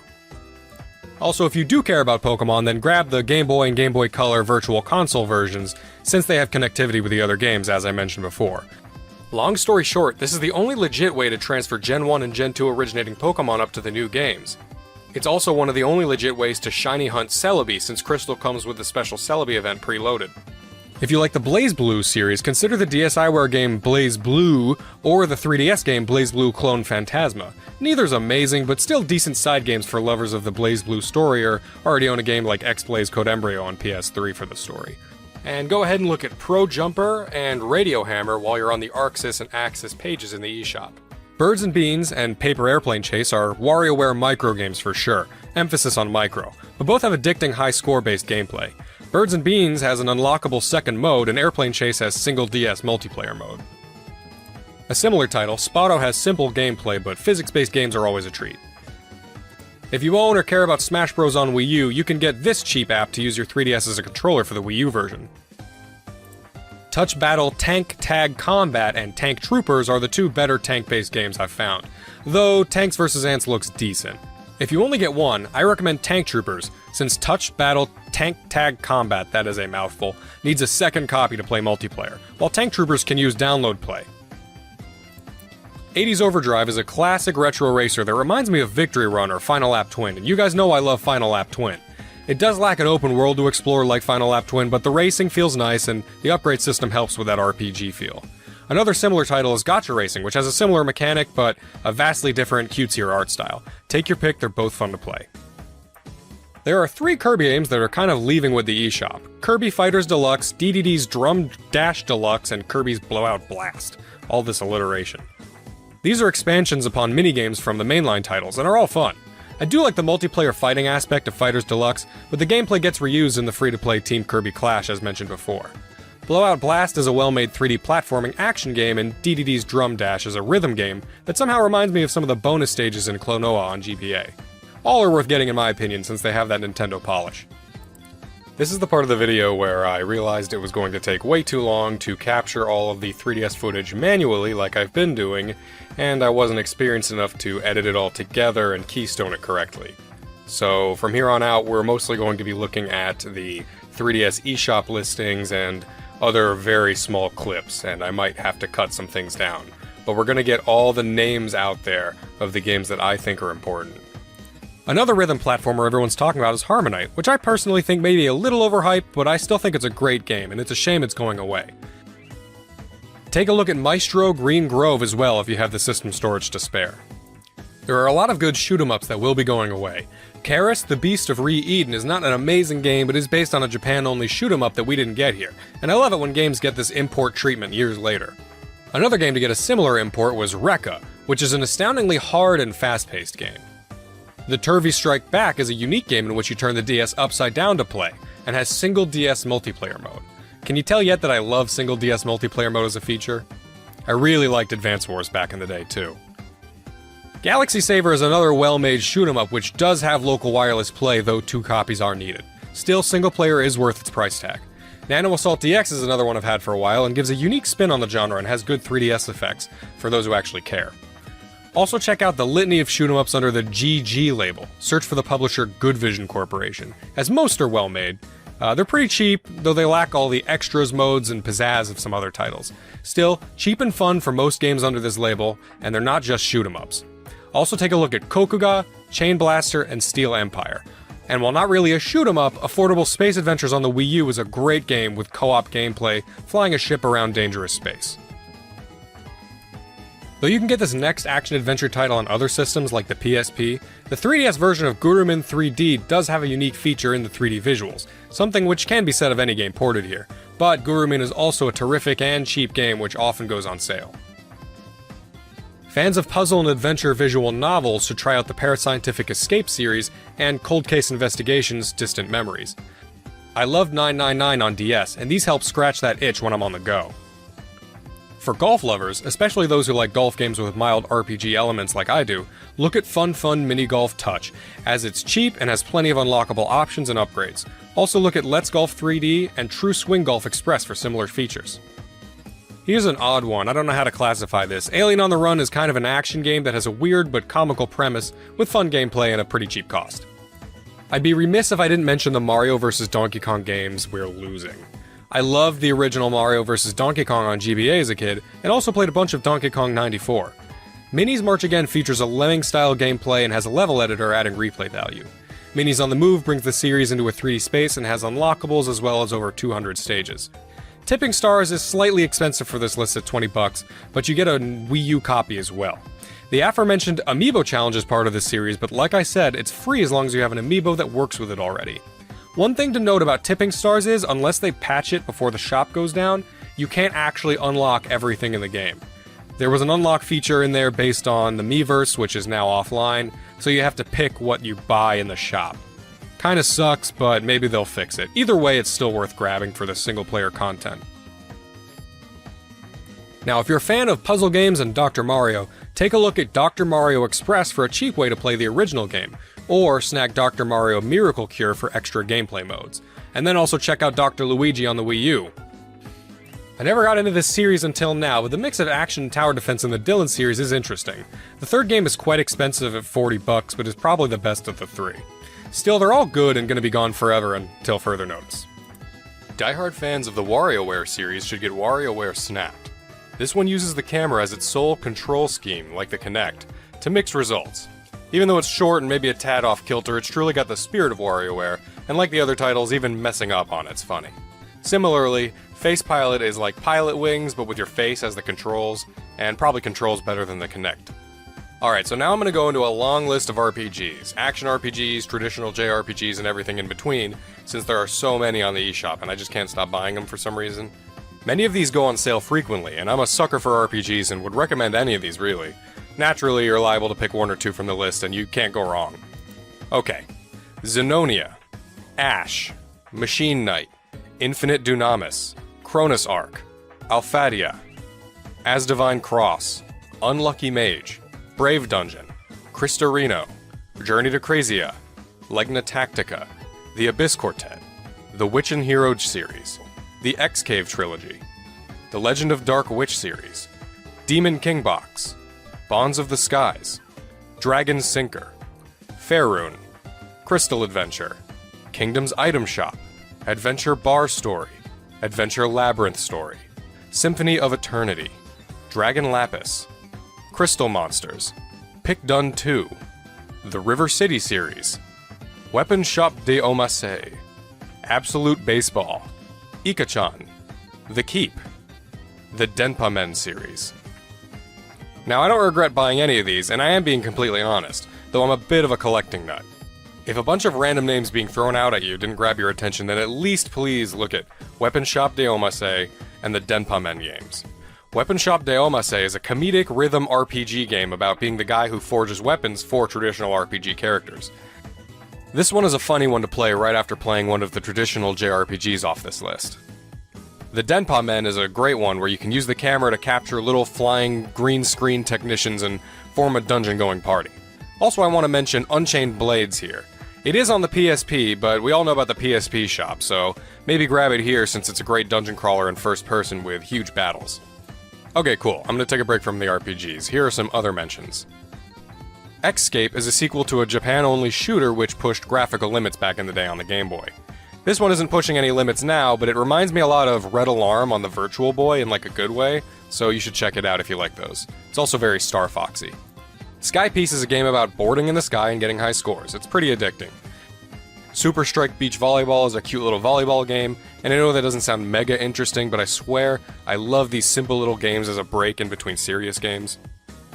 The Queen TV Game 2 is a really indescribable game, and with profanity, but for some reason it was only 2 cents, so yeah, I bought it, and you can too, for 2 cents. It's basically free. There are some Ace Attorney games that are only on the eShop and on mobile, so unless you want to play those on your phone or wait for the remaster, then get it here. Lionel City Builder 3D is another relaxing game, and it's about trains. Enough said. Pirate Pop Plus is a simple game that reminds me of old LCD games like the Tiger Electronics games. It's cute, and I think the pirate is the same guy from Runbow, but I could be wrong about that. Conveni Dream and Gourmet Dream are also simple, relaxing, little cute shop management games, and they're always fun to have on the go. Resident Evil The Mercenaries 3D is not really exclusive here, but the only other versions of the game I could find were the iOS versions, which only work on the older iPods anyway. I did buy it on my old iPod back in the day, and it is a fun one.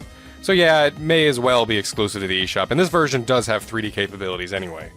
Not so many shooters on 3DS, but if Ironfall's demo was enough for you, then you're probably fine without it. The Electroplankton series is a weird one, but they're exclusive here and all pretty cheap. At least get Hannenbau since they made this one into a Smash Bros. Stage. The Mighty series has a couple games exclusive here, like Mighty Milky Way and Mighty Flip Champs. All of them are quality platformers. Ancient Tribe is another cute little game that reminds me of Populous, if anyone remembers that one. Amiibo Battle is a different vibe, but also checks off the RTS-style gameplay. Moki Moki is a simple party game, but also has download play, so that makes it worth it to me and my extra DSs. Fighting/beat-em-up Cosmo Fighters also checks this box, and I love fighting games where only one copy is needed, like most fighting games on console. Man, more stuff should have been download play. Mononoke Forest has a similar aesthetic feel to Moke Moke, but their gameplay is completely different. Very cute, though. The Spirit Hunters duo are like the Denpa Men, but if you like creatures better than weird men, then look at these ones.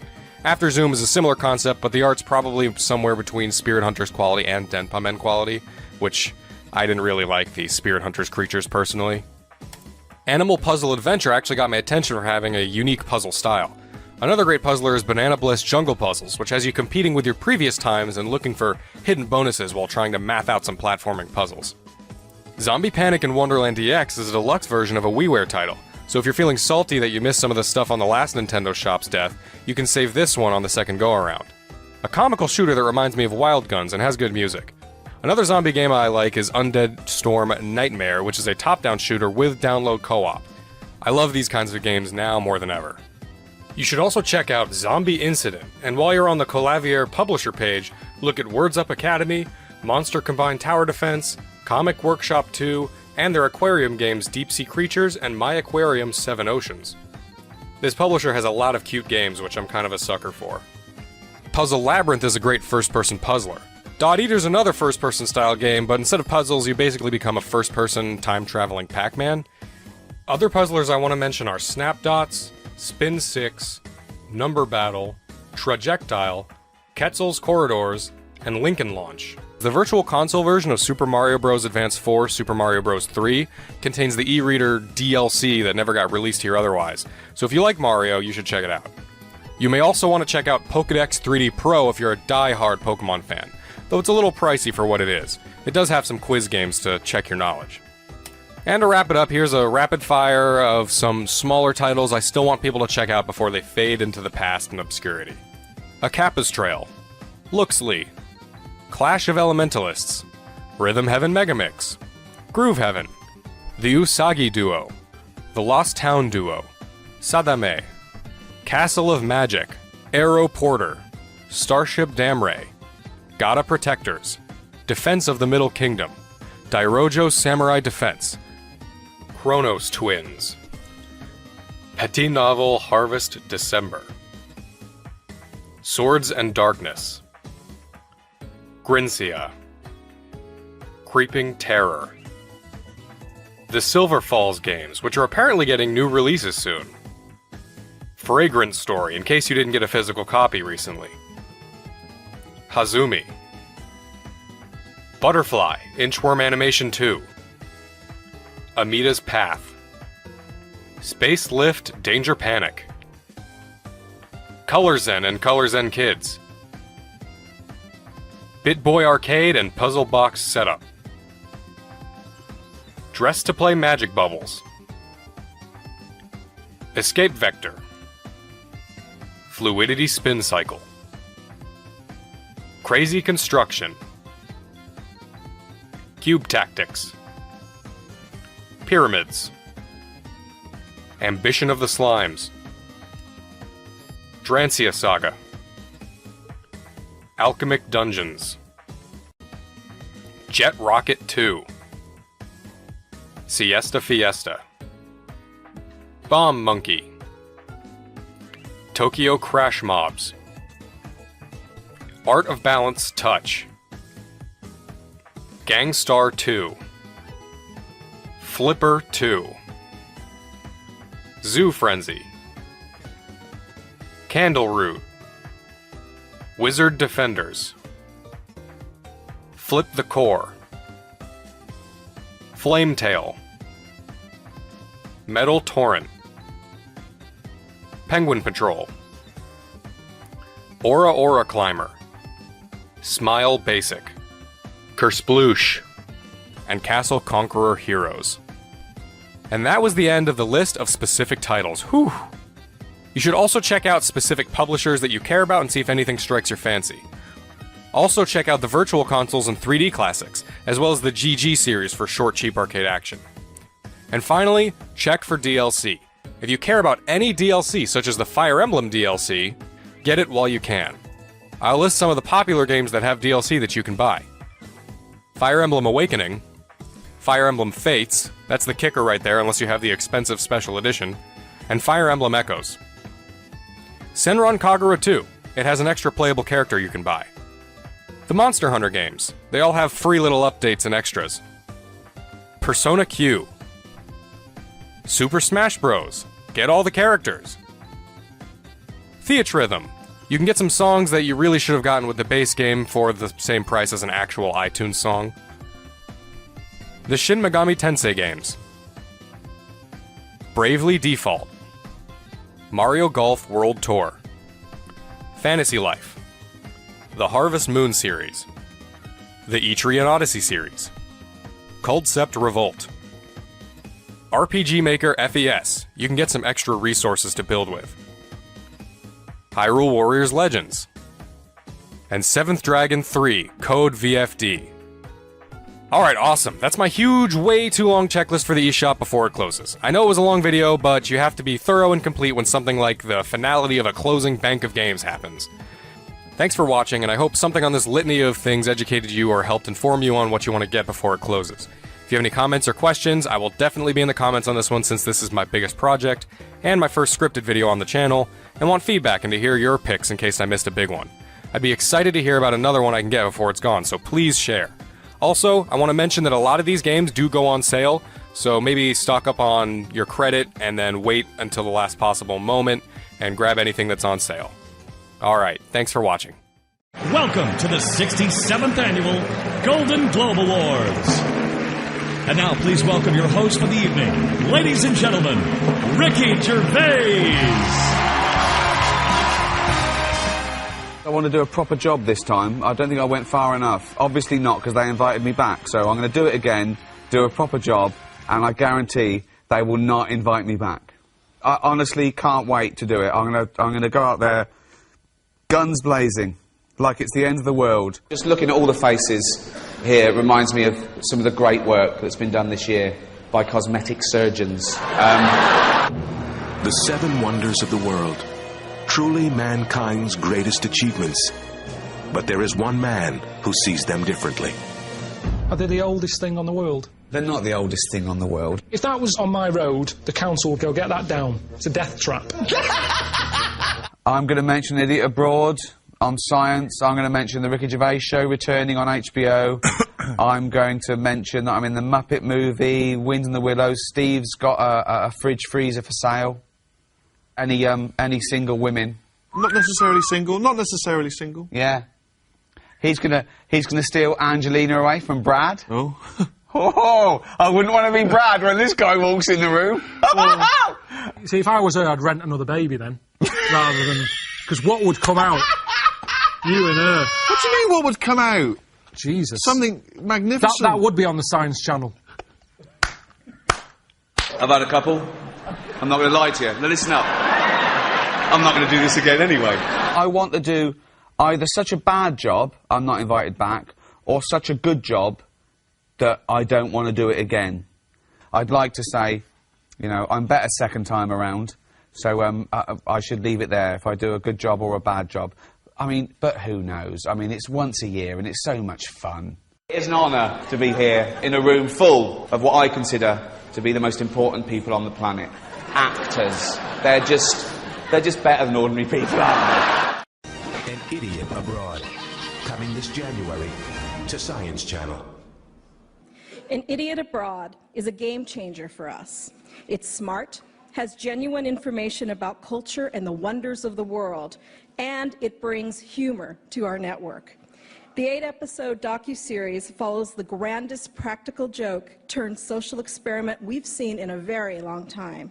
It features Ricky Gervais and Stephen Merchant, the Emmy Award-winning geniuses behind The Office, Extra, and many other incredible projects, and their friend, Karl Pilkington. I think Karl sees things very different to the rest of us. He's a true artist. He sees the world differently. He does investigate. He does do what science does. He says why, how, without prejudice as well. And I think that's what's nice, and that can be provocative, but you've got to realise... Sorry, I've got to stop you, mate, because the little earpiece has come off in his ear. He can't get it out. He's scarified. He's terrifying people. Oh my God! It has come out. All right, don't panic. Calm down. Calm down. So, can you hear us, or is it still in there, or is it? It's stuck in there. But can you hear us? Can we get some tweezers? I can hear it. Can you hear it? Yeah. Okay, right. This happened once. He went to the shops and he with it, and he had an earbud sticking out, and he didn't know till he got home and looked in the mirror. He'd been shopping with an earbud. Just. So there's the science. How does this man function, for Christ's sake? That's the science. You got it. It's all right. We're okay. It's out. For Karl, just to follow up on that, I mean, I know these guys, like, they're your mates and stuff, but don't you get sick of them calling you a moron? Yeah.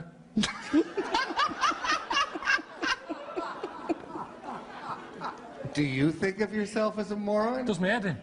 But no, and I think when people watch the programme, they'll realise that I'm not a div. They'll see themselves in me, I think. Most normal people who, you know, aren't travellers and go to foreign places and stuff, it is a shock to the system. And I think they'll see themselves in me. But it does get on my nerves with, you know, they're always annoying me. And I know people always sort of say, oh, it must be great being mates with Ricky. But it isn't.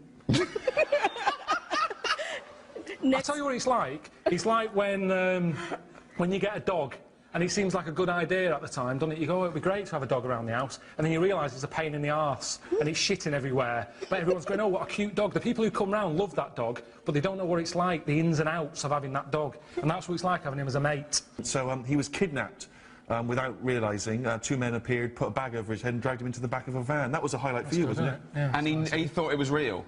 And it's one of the funniest 2 minutes of television I've ever been involved in. He was honestly terrified. Thoughts, Karl?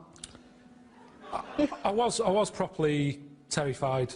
I was talking about it today. I was aware that I had a heart. Do you know, like when you get stressed out, your heart beats harder than it normally does. I could feel it in my head. And I'm not sort of an adrenaline junkie. I'm not the sort of person who likes danger. I don't do bungee jumping, skateboarding. What else? You don't do anything. No, I don't need that sort of danger in my life. So to suddenly be sort of being battered and a bag over the head, chucked in the back of a van and that, I think it's probably the scariest I've ever been. Your day isn't an average day. What you do isn't an average day. You don't do anything normal. It annoys you when you call me and I'm at home doing DIY or whatever, but that is a normal life. Right. And I don't think you live in the real world, really. Because that's not my job. Plumbing and tiling and grouting, and I called him once and he had his hand down a drain, just covered in shit and pubic hair. He was loving it. Okay, why am I going to go, ooh, got any drains blocked, right?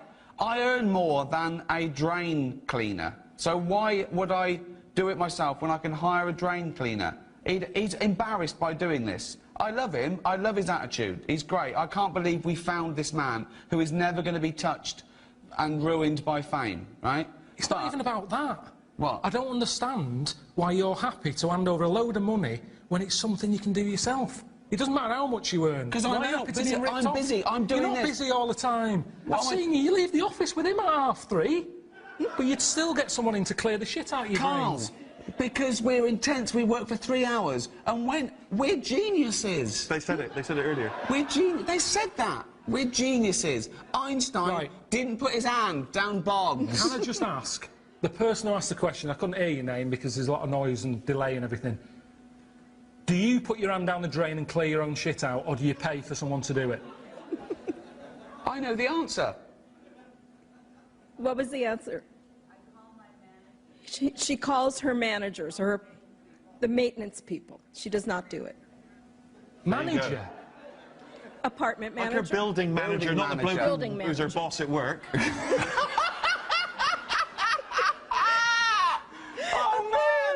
Okay, That's amazing. That's the science right here. How does it function? How has it lived for 38 years? We don't know. Let's ask science. For Karl, Karl, if they're going to see you as sort of a lovable moron. How would you describe Stephen and Ricky? Are you the real brains of this operation? Or?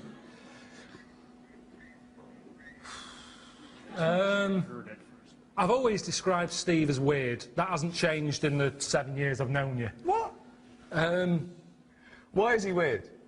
It's just when I first met you, the look of you. There's no point, you know that, I've told you time and time again, it was just a shock. The height, it didn't help because you're next to something that's smaller than norm anyway. So you two came in, it was a shock. I've got used to it now. If I don't see you for a few weeks now and again, I sort of go, bloody hell. But I've got used to it. But I'd say strange is the description for Steve. With Ricky, I kind of think like an iron lung. that I sort of need him, but I wish I didn't.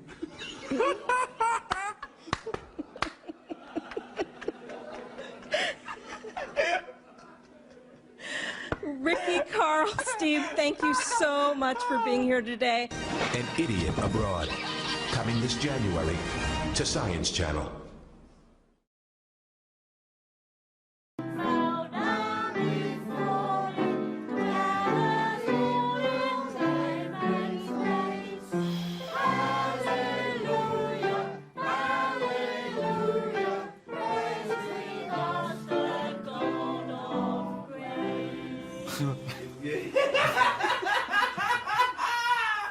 Oh God!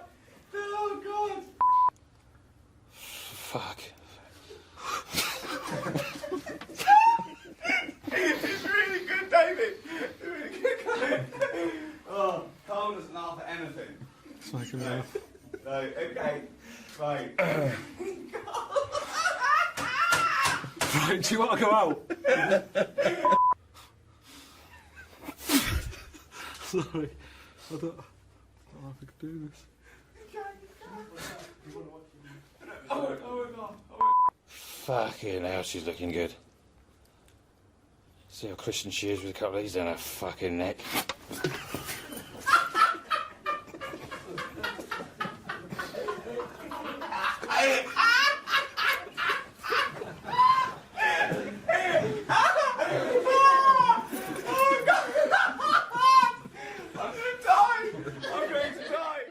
You know Hannah's got you out here because you stink? Making a smell in there. Like knocking about with a fucking crab stick.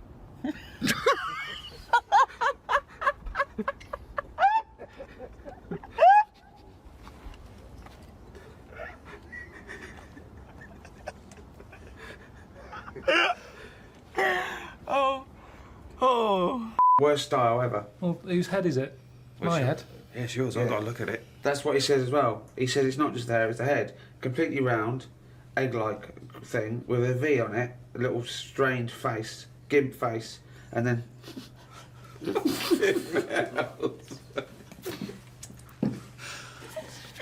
Okay, let's do it again. Don't worry about it anyway, it's nature. It's not nature, mate. It is nature. It is nature, that's exactly what it is. This bit fucked off, that bit stayed, don't worry about it. Oh, God! Oh! There's no chance!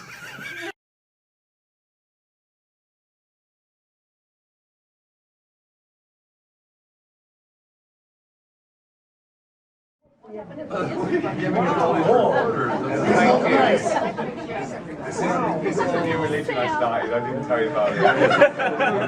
It's the handing over of the recording device. It's like bringing apple to teacher. We do look a little Lord's Supper here, don't we? It's a little spread out. So I Come on, think sit it down, needs, everyone. I don't think it needs to be said at this Crazy. point. Please welcome Tina Fey. Kermit the Frog. Thank you very much. Ricky Gervais. Constantine. Todd Burrell.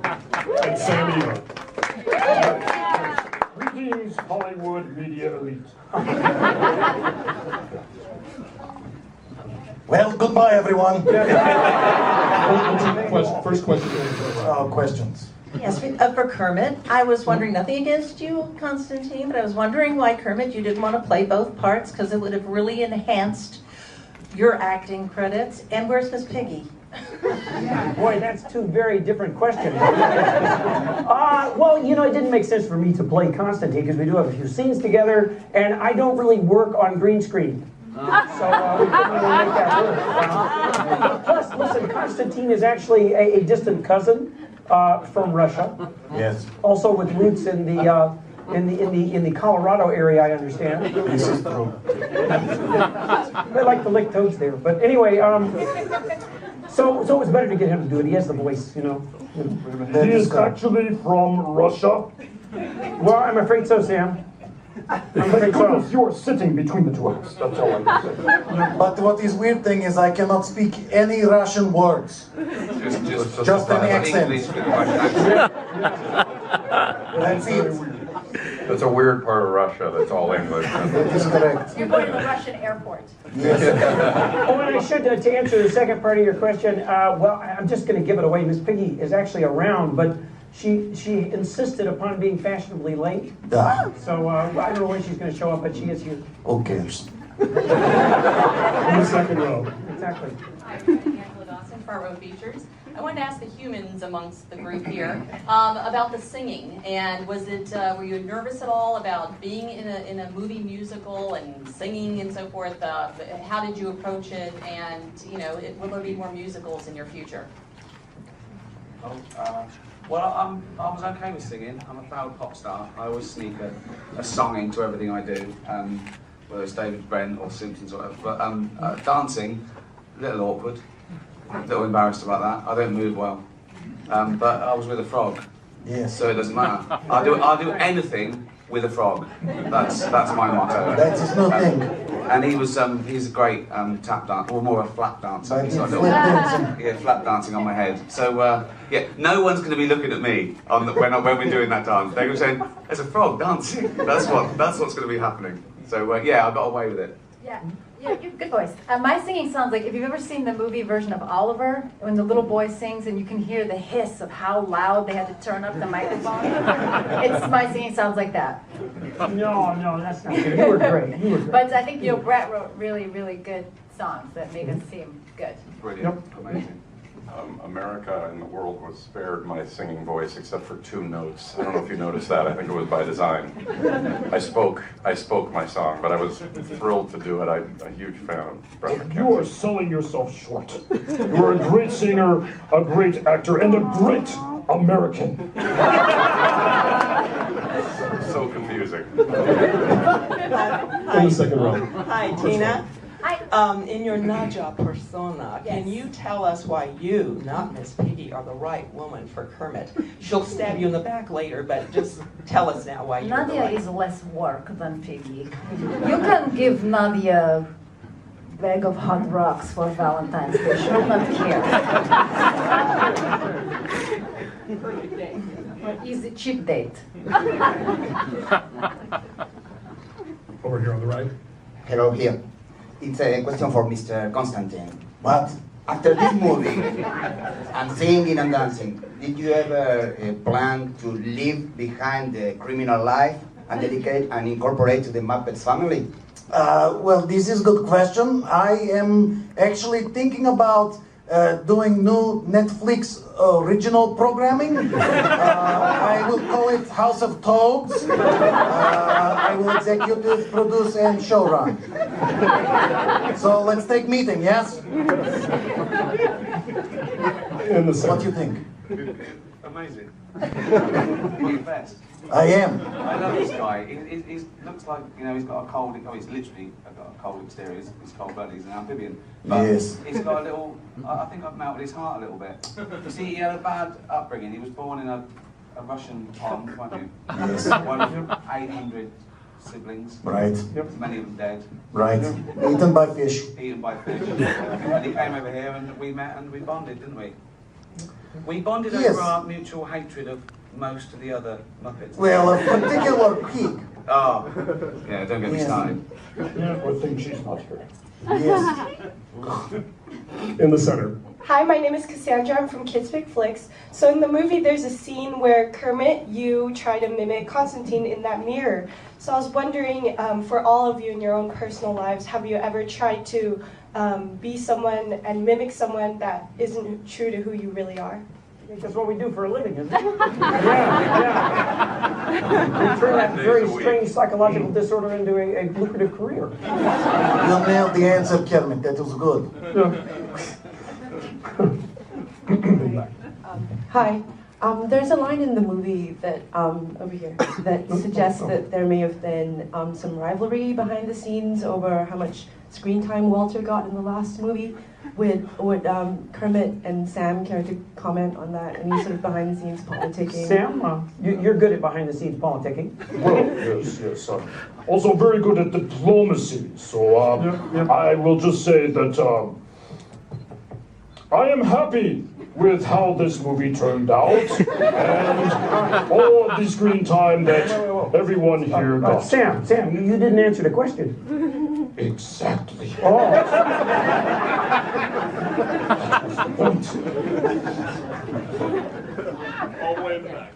Hi, my question is for Ricky Gervais. I'm a huge fan of your work with the podcast and the travel shows with Mr. Karl Pilkington. Thank you. And I was curious, if you were to do another season of An Idiot Abroad and pair Karl with any one of the Muppets, which Muppet would you pair him with to annoy him the most, and where would you send him around the world? I reckon, Piggy, I reckon. He can't stand anything high maintenance and whingy and whiny, so that would be good. That would really, I mean, that would finish him off, I think. Or Bunsen, that would be good as well, because they look so alike. That would confuse him. He wouldn't know which one he was by the episode. That would be easy. Here in the center on the right. Hi, I'm Gloria. I'm from Time for Kids magazine. What do you guys think that kids will like most about this movie? I think I have kids. So You I think will you answer do? for you. I have, so as of this morning, I had 2. Okay, good. I think that they're gonna like how funny the movie is because I think there's a lot of jokes in the movie, and kids who are like 8, 9, 10 years old, they take a lot of pride in getting the jokes. It makes them feel big. Yeah, it doesn't patronise kids. It doesn't aim at an audience. It aims high, and I remember when I was a kid watching the Muppets. I had older brothers and sisters, and they were laughing, and I sort of knew that it was cool as well as good for me. So I think kids relate to that. They like things that adults like as well. So I, for one, do not get any of the jokes in this movie. I just want to say. I have the IQ of a 7-year-old, and I loved this movie so much. I also love juice. Hi guys, Jordan with DisneyExaminer.com. I just wanted to go ahead and ask you guys are all comedy giants in different age ranges, of Only course. from behind. Oh, yeah. When you guys got to learn each other or got to work with each other on set, I mean, is there anything that for Tina, for Ricky, and for Ty that you guys were inspired from the Muppets? And for the Muppets, were you guys inspired by your human counterparts? I was constantly inspired by the Muppets. I never realized just how overrated I was until you go out and do a scene with somebody who's doing 8 things at once. Well, all I have to do is try to remember my words, which I failed at miserably. No, again, you sell yourself short of time, all right? You could remember by the way, Sam, most of those words, most of the time. I'm happy to report Sam became my life coach right after we finished filming. Yes. Well, it took a while, though. It took a while. For about half of the film, this man is such a great actor. He had me going. I literally thought he was a Frenchman. Yes, he was so convincing. I think his portrayal of a Frenchman will go down in history as the most convincing portrayal of a Frenchman in film. I think you and I finally really bonded when we realized we had the exact same eyebrows. Yes, it's true. Yes, and one day when I showed up to set without mine, he was kind enough to let me borrow his. Yeah. I had surplus. Over here on the right. Hi, right here in the back. Fabian Winter for Latin America. I have a question for Ricky. We see you in the movie carrying these big bags of money for the journalists, and at least I didn't get my share. And where is my kind of money? And do you care about reviews at all? Well, yeah. I mean, you like it when they get it, but I mean, if you only believe the good ones and don't believe the bad ones, then I think that's a slippery slope. The best thing to do is, you know, celebrate the people that like the film and you know that it was made for them. I don't do anything for reviews or audience or awards or anything. You know, you do it for yourself, really. If I'm being totally honest, and of course, you know, and like-minded people. But it's crazy. If you're worried about pleasing everyone, you're not going to please anyone, and it'll send you mad. You know, it'll drive you mad. And now everyone's a journalist, everyone's a reviewer. You know, with Twitter and Facebook, it's like glorified graffiti. If you care about that, you might as well go around every toilet wall in the world and get offended when they mention you. You know, it's so you mustn't. But yeah, you know, I'd love it to get good reviews, and I'd be lying if I said otherwise. But you really mustn't worry about it. You really mustn't. It will drive you crazy. On the left here. But having said that, just say fucking nice things about it, please. It's not for me, but for the kids.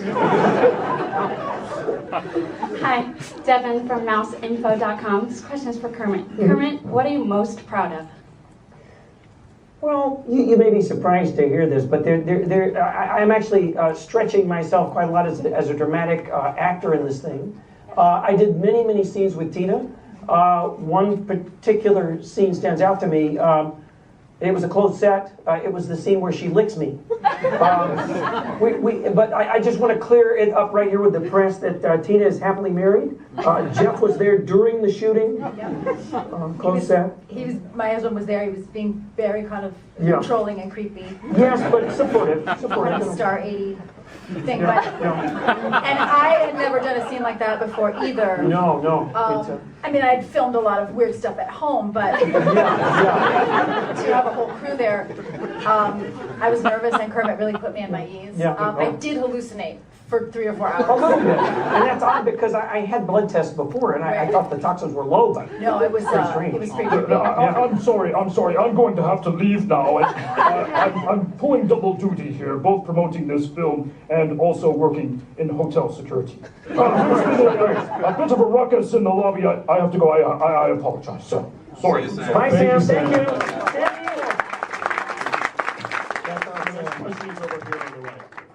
Hi, my name is Silvio. I'm from Brazil, a global newspaper. My question is for Ricky. Hi.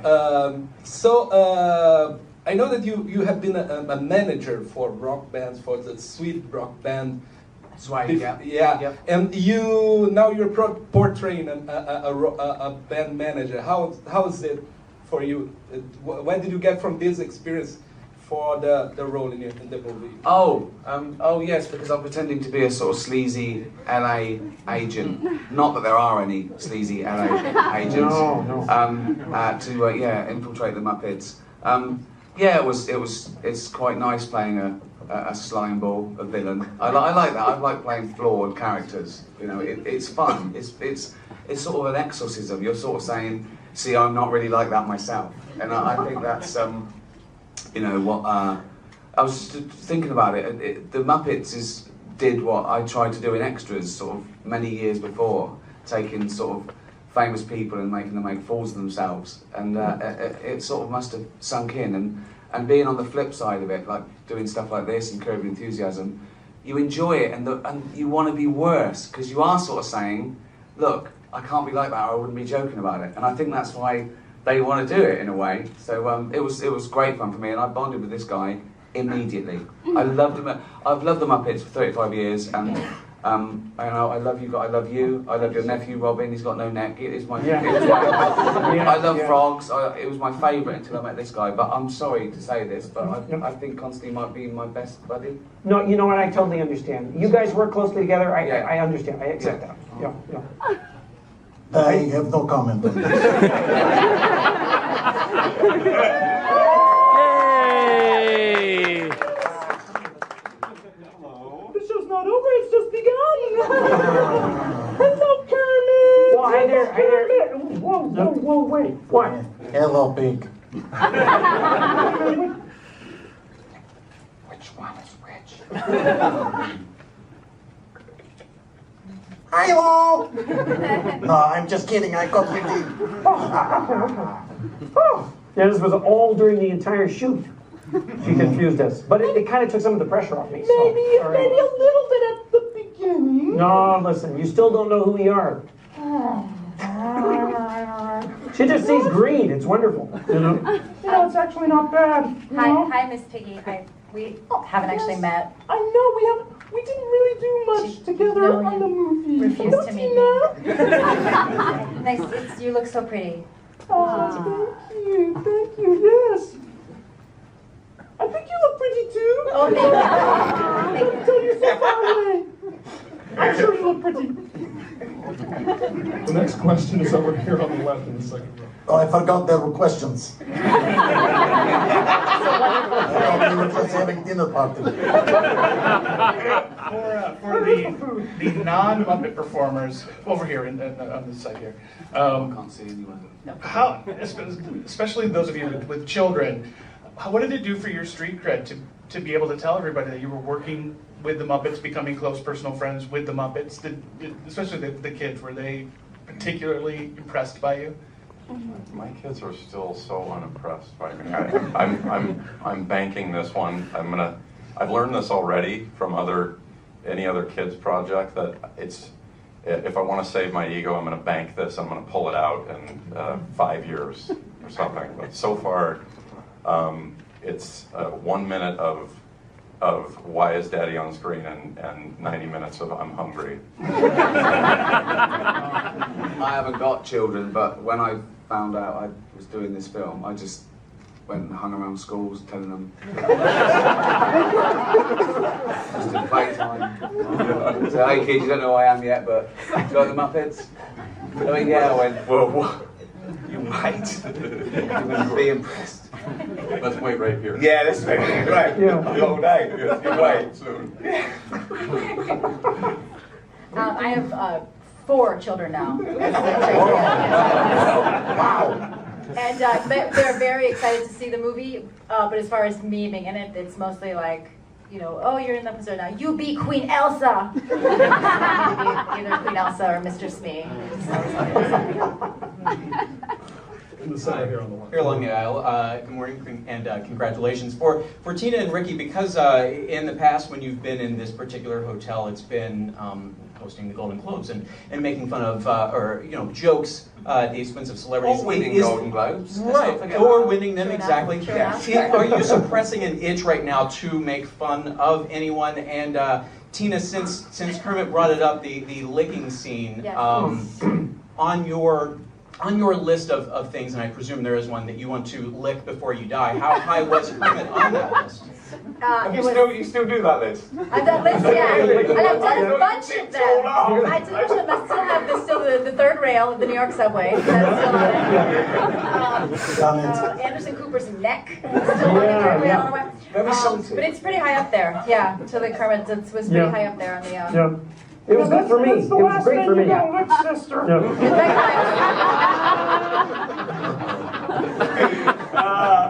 Oh my word! And to yes, I always have to curb the desire to make fun of celebrities. Yeah, I'm got about 12 in my head now, but I'm being nice. So yeah, I'll keep it to myself. I have so many 12 Years a Slave jokes in my head right now. I can't. There were so many extra because it's so fun to write jokes about that. Wasn't it? It was so easy. Yeah. Here on the right. Hi guys, my name's Sean from 2Fab. I was wondering if you could speak to the musicals and like how it was filming with the musicals compared to the regular dialogue. And Miss Piggy, how was it working with Celine Dion? Well, working with Celine Dion, it was a pleasure, it was a joy for her, naturally. Yes, I'm only too happy to let her ride my coattails up to the Oscar stage. Yes, with what, it was a joy. We only spent a little time together, but it was very meaningful to her. And I'm sorry, but this has to be the last question here in the center back. I have a question for Miss Piggy. First of all, who are you wearing today? Because you look fabulous. Oh, thank you. And also, how did you like Vivienne Westwood's wedding gown? Oh, well. First of all, this is an original Stefano from Hoboken. and then, what was the other Vivienne Westwood question? Did you like your wedding gown? Yes, Vivi. She made what a beautiful gown. Yes, made out of recycled plastic bottles. Took a little while to get over that, but as they say, something old, something new, something recycled, something or other. Lucky for me, she didn't get to keep the wardrobe. I could call Viv. No, it's okay. I think it's probably disintegrated by now. Yeah. I don't think so. I think the half-life for plastic is pretty long. What about the half-life for a pig-frog marriage? Not sure about that. I mean, come on. I'm not even sure it's legal. I don't even think it's legal. Why, when in the movies, right? Yeah. When you get married and various, and you have children, Yeah. they're either pigs or frogs. Yeah. Why is there no sort of, Well, we've Abomination? We've never actually. some sort of fat, green, sort of snorkeling, hoppy, reading thing. Snorting You know what I mean? thing, yeah. Why? I don't know. Haven't you worked that out yet? I don't know. Well, we haven't actually consummated the experiment. We don't really know. That was the filmmaker's visualization, all right? It's a house of cards. What are we doing? What are we doing? I'm just thinking. There he goes again. And on that note, thanks everybody. So for those of you on the mics, hang on for a second. We got your recording devices in just a minute.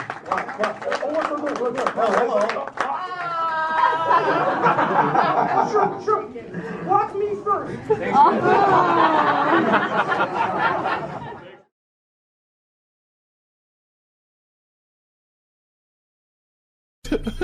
Right, look at it like this. Jesus. Look, I see it all the time now. Go on. You go, where are you going, to someone? And they go, I'm going to Dorset. Aye. Oh, aye. What road are you taking? Don't know, just pop on the sat-nav. Now, that's a start, isn't it? Okay. Let's act that out with me, okay? I'm going away for the weekend, Carl. Are you? Yeah. Where are you going? Dorset. Oh, yeah. Are you getting there? Car. Oh, right. Which way are you going? Don't know. Why do you want to know? Oh, just making a friendly chat. Just, I'm interested in geography. Which way are you going?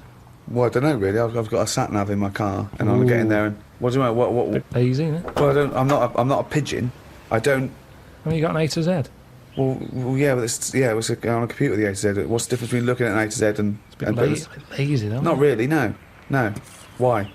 Why is it any different that I've got it computer eyes so I can go along? A to Z's a bit dangerous, isn't it? It's a bit. Don't go to A to Z when you're driving along. Clive, who are you talking to? Because we need to hit the road. We need to get going. What is this? This fucking idiot who wants to know what road I'm taking, which is a fucking boring thing to ask. Anyway. Sorry, who is this twat? Because we really got to get going. He's a fucking dickhead. I think he's an A to Z salesman by the door. I mean, just tell him we're using the sat nav because it's the quickest, most efficient way to do it. It's the quickest, most efficient way of doing it. No, but look what's happened. Who the fuck are you? Would Columbus found America if he had a sat nav? Yes. No, he wouldn't. He'd have put in America and he would have taken it to America. He only found it because he got lost. Now, if everybody just goes... Hold on. How would an undiscovered country be on a sat-nav? No. Go on. But I just What's the difference between the sat-nav and the map in that regard? Because I've found some lovely little cafes on roads I've never been on.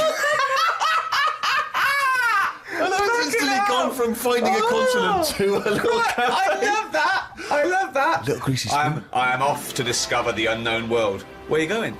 Well, I don't know yet. It's the unknown world. What are you taking? Just a boat. All lazy swim, you cunt.